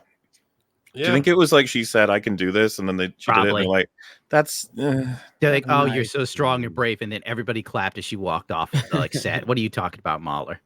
Like when they did the flashback or like the dream sequence or whatever it was, the young girl was better than she was. The fight scenes. A lot better. The thing is, like, if you sped up her fight scenes by about 50%, they would look amazing. They already did drink the... Oh, okay. Sorry. Sorry, sped. Moving in slow motion. God damn. So I take it we're all coming down on the side of Rey for this. Yeah, Rey. No, I'm on a Ray! All right, Rey it is. And the last one. Come on. This again, this was a challenge. So Trinity from the Matrix versus Okoye from Black Panther. Is Trinity in the Matrix? Movie? Yeah, so she has the abilities that she has in the Matrix. So she can jump so if she's got guns, you can shoot her. Yeah, but that doesn't work against the Dharma Lajee. Well, it shoot her in the face. They deflect it with the power of their fucking diversity or something. Oh, yeah, I didn't think about that. They do actually, like, he's not wrong. Their suits are made of, like, bullshit. Yeah. But her face is and like Trinity can move at essentially super speed compared to her. A vibranium weave. So, like, Trinity obviously never had... She doesn't have the power of Neo within the Matrix, so she can't fly, she can't deflect bullets. But still, in the Matrix, she's way above a normal human. She's definitely stronger and faster than a regular human, but not as strong and fast as an agent. So... Dude, she made a Ducati 999 do insane shit on a highway with the Matrix that would normally get you killed. It's She's like- Trinity all the and way. I will point out as well that Dara Milaje were able to disarm the fucking Winter Soldier with ease. Oh, whatever. So- They had like hacks for his arm. It was ridiculous. They like But typed something in and he just let him do it. Did that happen in the new Wakanda movie? I missed that one. Yeah, it was in Falcon the Winter Soldier. It was awful. You know, Everyone Trinity and knows Morpheus are both lower than an agent, right? You're right in saying that, but agents are fucking super OP. So Are we just ignoring Matrix 4? yes, I guess. Yeah.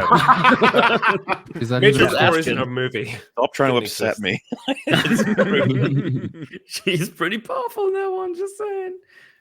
Well, there's the power of the Matrix versus the power of the xenophobic ethnic state known as Wakanda. So I kind of give it to them. Yeah.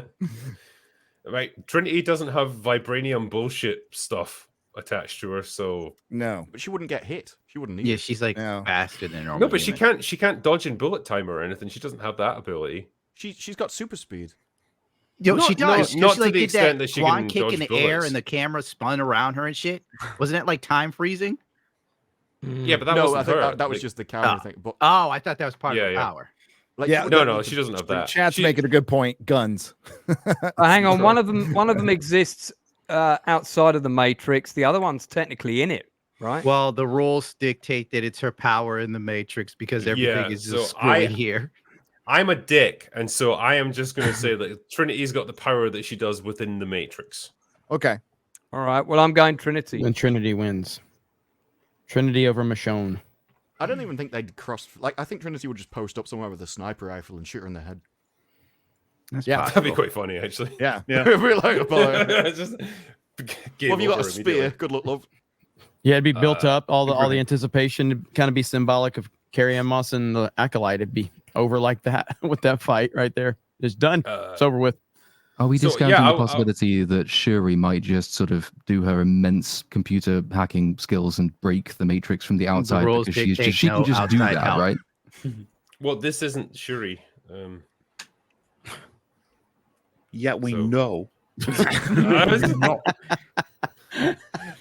I was trying to avoid that whole awkward, like, oh, they all look the same. It wasn't quite where I was going with that, but if you want. We did that with Gore and Robert Meyer Burnett, so it's all good. Yeah, I guess. Yeah, I guess I'm going with Trinity. And is anyone? I can't. You can't not pick Trinity. I mean, Trinity for me. Okay. I don't know about all you bigots. I'm going with Okoye. I do finally, not associate. finally, Gary doesn't have an I mean, if you old were boomer talking take. actors- if we were talking actors, I'd be on Marshawn every time. But Yeah, I think Trinity's got this one then. All right, I'm going to give that to her. All right, that concludes the round, gentlemen. We made it through that. God. So yeah, the girl bossies have had it. only 50 more rounds to go. I think there's only one. There's only one left, sadly. But I know Gary, you're out of time, so you're gonna have to say goodbye to us. Sorry, I got to bail out, but blame the Acolyte.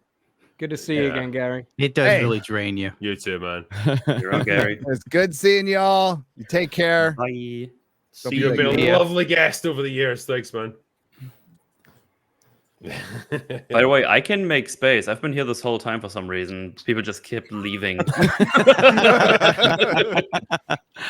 Well, I tell you what, we've only got one round left. So how about we do that and finish up?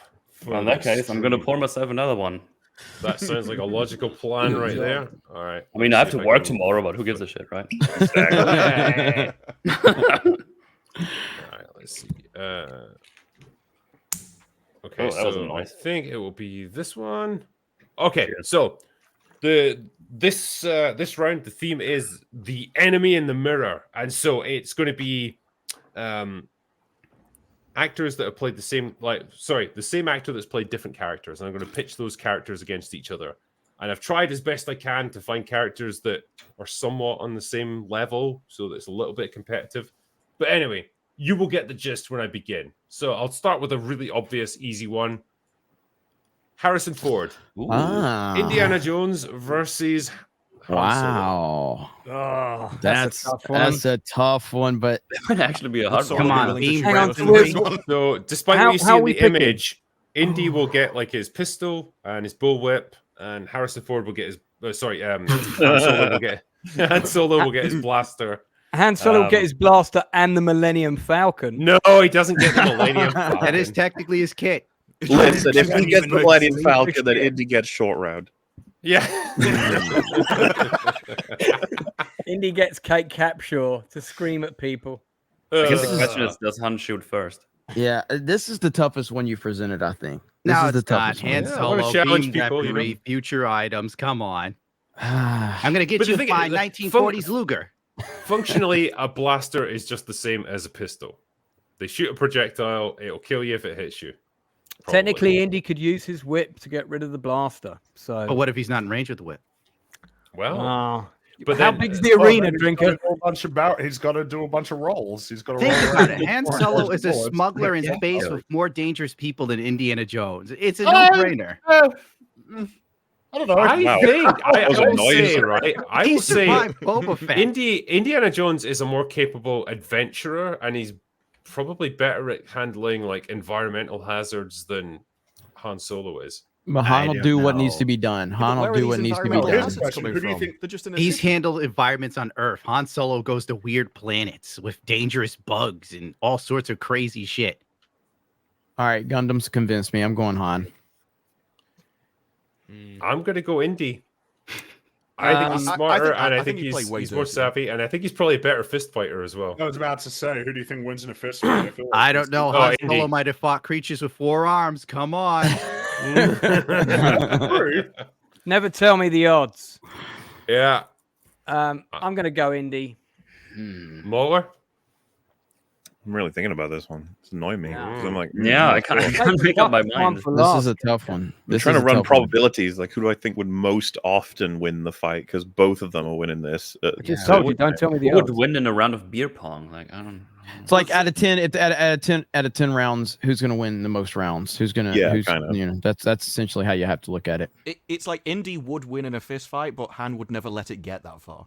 Like he would have made sure that he already trapped you or ambushed you way before that happened. Thing is he that much of a master planner? He shot first. No, I think Han's a like fly by the seat of your pants kind of guy. He'll just improvise based on what goes on around him. He has very, very quick reflexes, though. He can sort of jankily edit himself to commit the first action basically in the fight. I think these two would meet each other. They'd be like, "Oh, you look the same," but Han would have already shot him. Like that's the thing. Shut up. I mean, they both kind of got the whole "I'll shoot you" on sight aspect. Yeah. Oh yeah. And I do think that we're underestimating Han's brawler aspect because we see him like he's obviously whenever he can shoot people, he's shooting them. But the few times he has a chance to punch people, he does kind of take it. Like Indy is way more often in a position where he has to be punching people, and that's why I think we associate him as more of a brawler. Yeah, Indy also has to waits get till the bailed German out makes a more speech often. first. It's like, But I doesn't think if Indy we're like gonna almost lose to the automatically big Nazi assume- guy? And like, there's the other one as well on top of the tank. He almost loses that. Like, Indy relies on a lot of luck to get out of these fight scenes. Oh, But I think he's scrappier, and I think he's tougher probably than Han is. I feel like he could probably take more punishment than Han could. I think like being frozen in carbonite really does a number on you. Where he was tortured and he was still going. You know, remember the creepy. Yeah, can't really punch punch Yeah, one. Vader tortured him. Come on. We're getting down to it, Mauler. I'm going to need an answer from you. How did it end? Which version of them ended worse? So you've got The Force Awakens, for fuck's sake. Han Solo versus Indy ended No, worse. we're not going. Come on, man. That was a real don't dick break move, honest canon to here. God. Indy absolutely ended worse. They took everything from him. I think I'm so old and I hate myself. I want to die. I'd rather get stabbed it. by I Adam didn't- Driver than yeah. fucking punched by Phoebe Waller-Bridge. I Han didn't see Solo the most recent Indy. So Oh, it's you're real lucky, man. bad. You're It's lucky. really bad. It's like, I come back, suppose we that's can the save funny you. comparison is that Indy's still alive in canon, so to speak. Like, he didn't get killed. Not for lack of trying.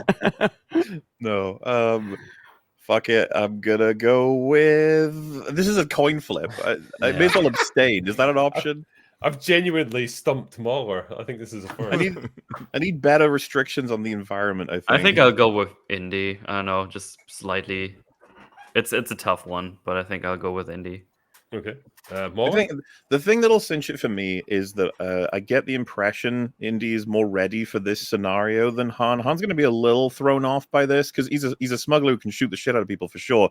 But like this setup death match, he's gonna be like, okay, that's fucking weird. But Han I don't know. survived Indy, the Galactic Empire. The Nazis weren't even on that level. If they had a Death Star, there would be no Indiana Jones. This is ridiculous. I mean, Han got defeated pretty handily by Vader. No offense. Well, that's Darth Vader. Yeah, you just brought it up. Like bringing the Spider-Man suit again.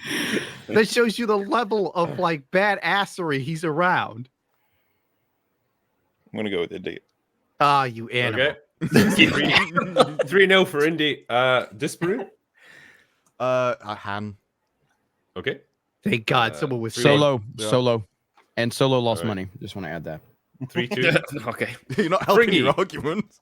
I think Indy's got it. I think he wins. All right. 4-2. Lance. Han. Sorry. Whoa. Did I say Han? I meant. I mean, they Indy. both look the same. Yeah, man. I don't know, yeah, it's weird how close they look. You look like the same person. All right. It's 5-2. Indiana Jones. Oh Lord. Platoon. Han, I think that you can get winged by a revolver and maybe survive, but a blaster, like you're less likely to roasts your survive being hit by organs. that. It's over. Well, Yeah. it depends. Just because close your there's eyes, a head though. wound blaster. Okay. So it's 5-3. So it's kind of irrelevant, but Gundam. Thanks for pointing that out. It's pretty irrelevant, but Gundam, what do you think? Oh, you already know what I think. I said hand from the get-go. All right, so it's 5-4. It's really fucking split, but it's ultimately come out in favor of Indy, so he's just scraped through. So Indy wouldn't all right. survive Boba Fett. Fucking Han didn't. He got turned into a brick. He survived. He survived. All right, next one is the Battle of Arnold Schwarzenegger. Oh, so damn. John Yeah. Matrix from Commando versus Dutch from Predator. Holy shit. They look almost this is a identical. tough It's fucking one. hilarious. They really look identical. Mando was so Yeah, good. I kid you not, this is two different movies right here. Yeah. Mahler really tried to get you. No, Drake really tried to get photos we could distinguish. Is a Put the fucking paint on the toast side of his off. face. This is 80s Matrix movies has in a way nutshell more right plot here. armor. Like he's Matrix has the film protecting him much more than Dutch did. Yeah. Yeah, I feel like Matrix would just stand there with a machine gun, like Yeah. just one hand in it. Just like, yeah. Remember when I said I would kill you last? I lied. But like Matrix carries like 16 different weapons. Yeah. Dutch only has one and a knife. I mean, But Matrix he's has got still legit winning. the best tooling up sequence in any action movie ever. Oh yeah. Plus, he It's wears glorious. a swim jock like no other. You know, Mm. so that's an I'm intimidating glad you weapon shared on that. its own. Yeah, I think I'd probably go with Matrix on this one. I'm leaning the same way. I feel like he wins. Yeah. I'm going Pred because I saw it. I do love Predator, but Matrix is gonna beat his ass. Yeah.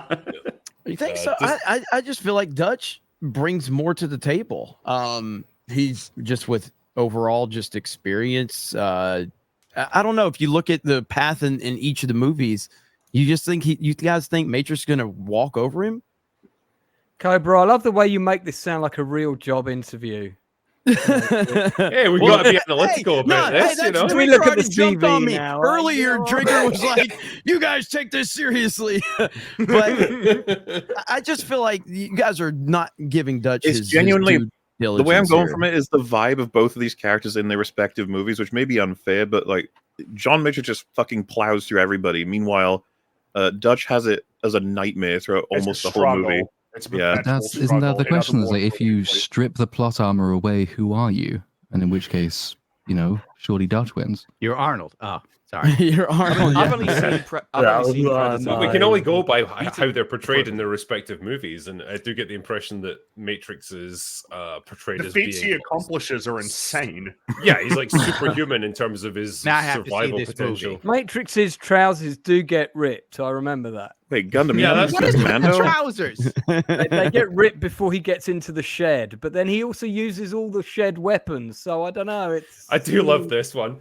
Dutch takes on aliens. Matrix takes on chubby Australians. It's like he cuts through everyone, but they're all humans. But that's not comparable Exactly. to being a predator. 8 of Yeah, them are but he- recycled constantly as well. Yeah. If you watch, kills the same stuntman about 9 times. Well, I mean, if we Yeah, want to be yeah. super objective, we just have to look at their actual records. Like, what have they done in their whole life? Does anyone have that? Like, their military history. I've got a kill count somewhere for a commando.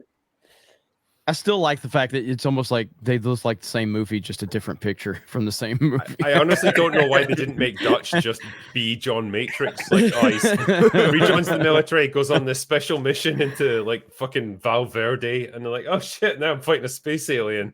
Listen, there's an easy way to figure this out. Who has more time to bleed? Yeah.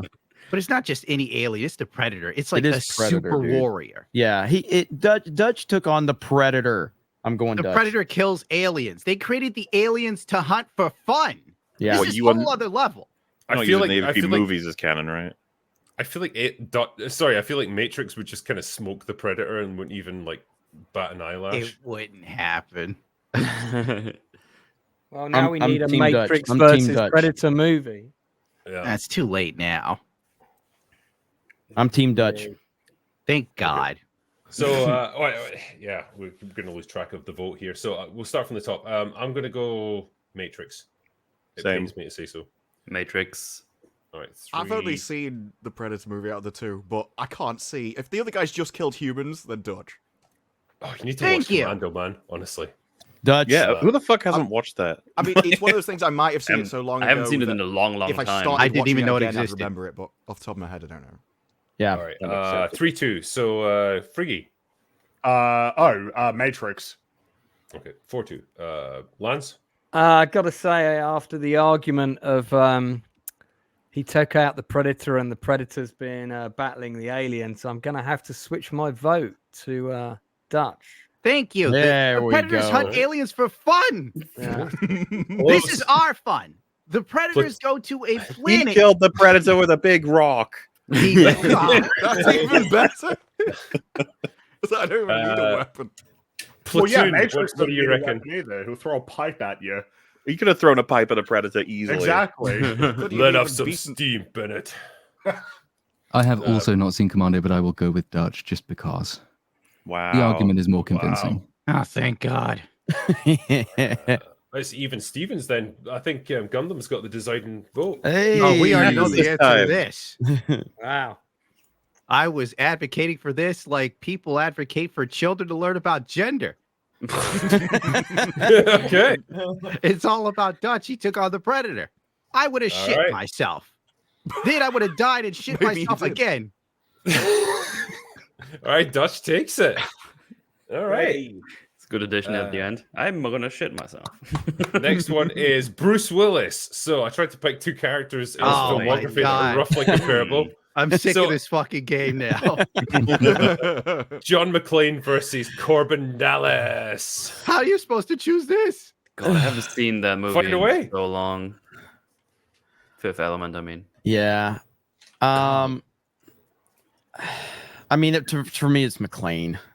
You know, it's not even. I haven't seen Fifth Element for fucking ever. Same. I have not seen that movie in a long time. Give it a watch. Honestly, you will have a blast with it. Compared Yeah, I to the remember. I movies loved that you it. get now. I enjoyed it a lot. It's just been so long that I don't even have vivid memories of it. So I'd have to watch it again. So I mean, but I still think John McClane's going to win this one. I think Corbin Dallas might take it. You know, It depends so? on where I they think, are. I think he's a more. I think he's a more trained soldier than McClane Yeah, the thing is I like John McClane more. Yeah. He's He's just a just he's a regular cop. You know, like he just accomplishes incredible feats for his position Yeah, I think compared McClane's to a better Dallas, character who's for like sure. got special forces like training. I'm going to offer an alternative argument to this. I absolutely think that Hans Gruber would have wiped out Blonde Willis. No so on that basis, John McClane gets my vote, and I'm not changing it. I respect it. I respect it. All right, I will start from the top. I think, although I like McClane more as a character, I think Corbin Dallas is probably the better fighter. Like Dallas is fighting aliens. You got to go with the guy who could take on space aliens. I feel like this is like the lamest way of answering that question: is who killed the hardest to kill enemy, as opposed to looking at... Well, that's proving their abilities, though. Not necessarily. We never got to see what the other character like. We never got to see Matrix kill any aliens. Besides, fucking, you got to remember, there's kill stealers out there.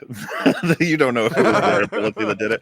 I think I don't know. John's super resourceful and like clever. I have a feeling that very clever. Did he ever take on like a fucking robber who like wore a hat that was just like a print of like his hallway, so it was full of security camera? Yeah, that's in Die Hard 9. You just haven't seen it yet. Yeah. Die Hard 9. Yeah, but you got that's good logic though, Mahler. It's like, okay, if you're bringing on a gamer onto your team and one of them plays Candy Crush and the other plays Elden Ring, yeah, like I'm going with the guy that plays Elden Ring. Well, in this case, well, it's he's just got a point. They can both point and shoot. That's the important part. They're both pretty fucking good at it. It's like, so what does it come down to when they're in an environment? Which one's going to be better at manipulating it to their benefit? And I just feel like John McClane might have the edge here.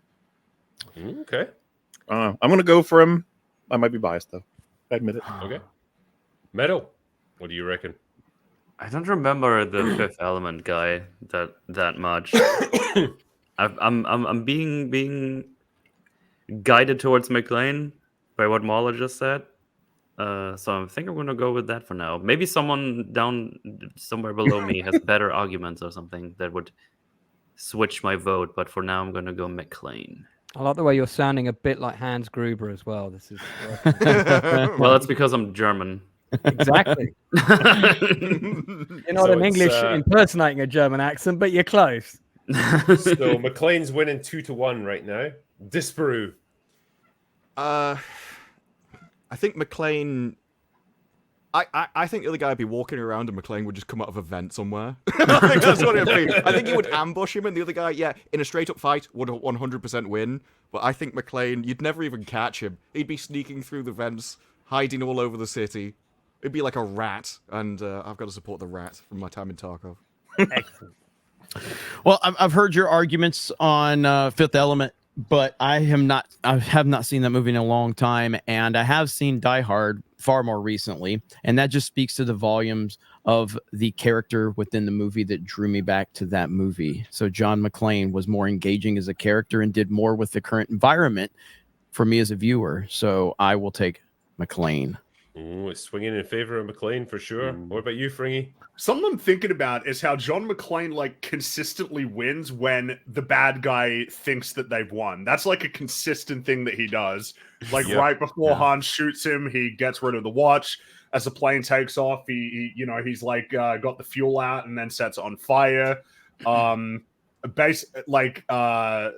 basically thinks he's got him in Die Hard 3, but then he turns it around and he shoots through himself in Die Hard 4 to get Timothy Oliphant. And it's like, so that might actually just give him the edge, that when you think that you've got him, he'll surprise you. He'll come out with some crazy twist to win. He'll the fucking day. shoot himself, the last thing you'd expect.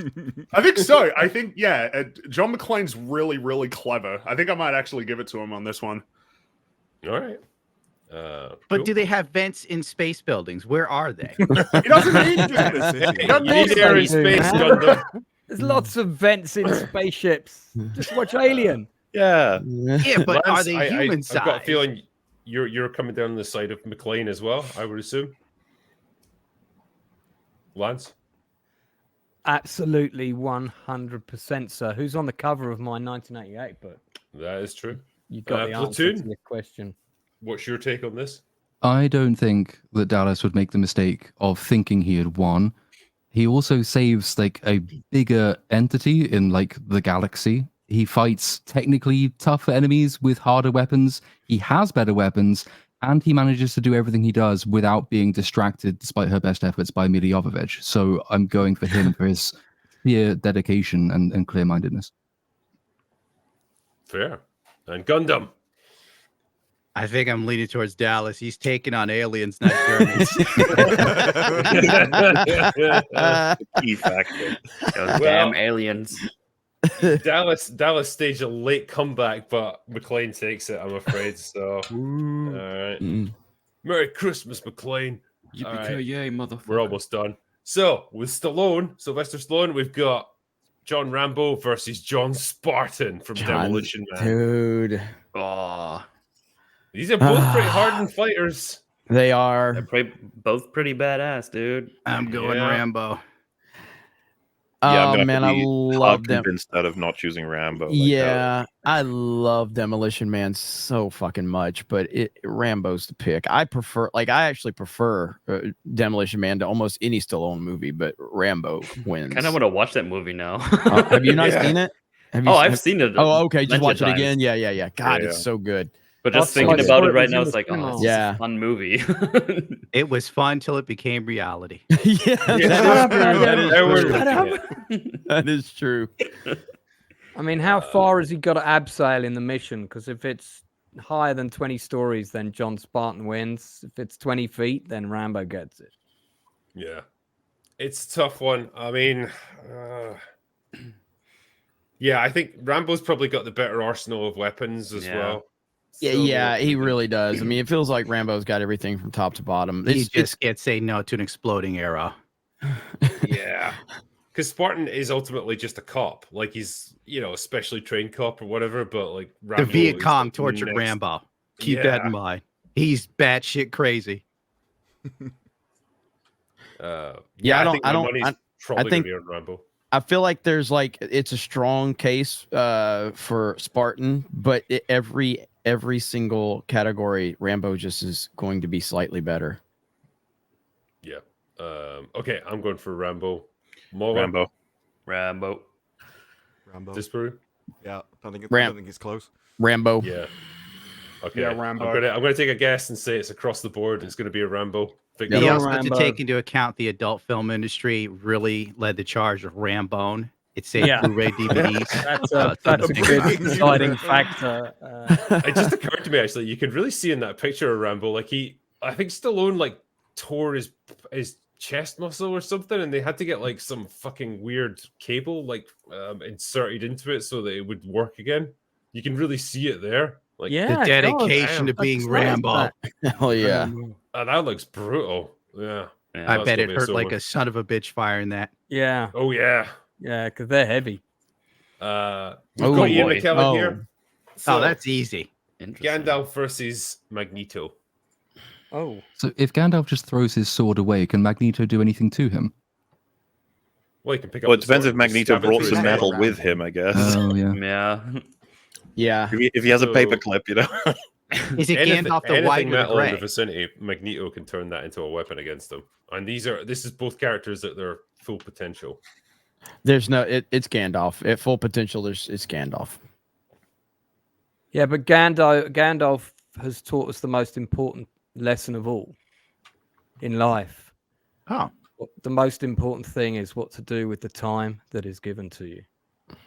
I missed that lesson. He's going to throw that out the fucking window and he's dealing with the metal. I rest my case. That's in the first Lord of the Rings film. How can you miss it? It's the best line in the movie. Well, clearly he wasn't a YouTube content creator because we waste a lot of fucking time trying to get our monetization cleared. Does Gandalf have infinite respawn as he would in Lord of the Rings? He does not. So once he's dead one time, he is dead for good. But how do you figure? He died as Gandalf the White and came as gray. He came back to white. Yeah, so imagine this, right? If you die as Gandalf the White, where are you going to come back from that? Gandalf the multicolored? You come back as Gandalf the Rainbow in a Leslie, what's it, spin-off. Yeah. So you're good.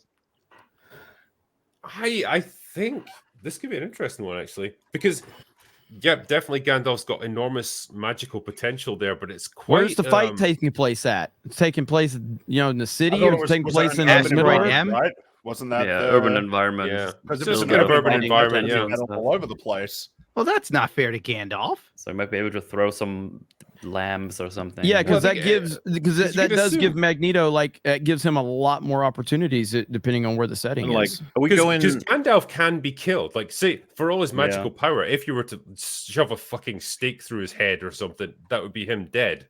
I do wonder if Gandalf's magic would even work against him, like the protective magic specifically, because it always looked like it was more magic. Probably not, right? Because Gandalf wears one of the rings you know? of power, so Magneto can just get him to punch himself repeatedly in the face until he dies. And let's not forget, But does it magic trump electricity? I mean, Return of the King, where Gandalf relies on a fucking hobbit to protect him from a blade that's coming right at him. So Gandalf was more Fucking about loser. organizing other people and like guiding them on the path to success. And yeah, he beat the Balrog, but Well, they I could think both as be well, a like a lot of the time, like the magic that Gandalf is able to summon takes time to come into effect. Like it's got a wind up time, whereas Magneto can just like immediately grab anything metal and just fucking hurl it at you. Turn it into a bullet. I don't like the direction this is going, because as soon as it was introduced, it was pretty universal. Like, it's Gandalf. Then start thinking about it and start talking about it, and you're like, Magneto could probably win this one. I don't like the direction this one's going, because I'm just saying, like, you got to if you're looking at this objectively, Magneto probably has a decent advantage in an urban environment. In an urban environment, yes, that's the game changer right there. Is the urban environment? That's where it's going to be that really is detrimental to Gandalf. What's the arena, Drinker? Let's get clarification here. So, like, I specified like it's a generic sort of abandoned city environment. So, like, empty buildings, like lots of like that's Magneto. That's home field advantage. That's home field advantage for Magneto at that point. Can Gandalf call upon random eagles to chuck in front of these objects? That nope. You can't call reinforcements. You can't call in allies. That's not very kind to the Eagles. Well, I'm just trying to summon all the powers here. Yeah. I hate to say it, but like I feel like I'm coming down on the side of Magneto here. I think Magneto would win in the arena you have described. If it was in a forest, he's got no chance. But unless he brought some metal stuff with him. Yeah, like he just carries. Like a belt buckle. Maybe he does. Maybe he carries around, like some coins with him so that he can use those as projectiles wherever he goes.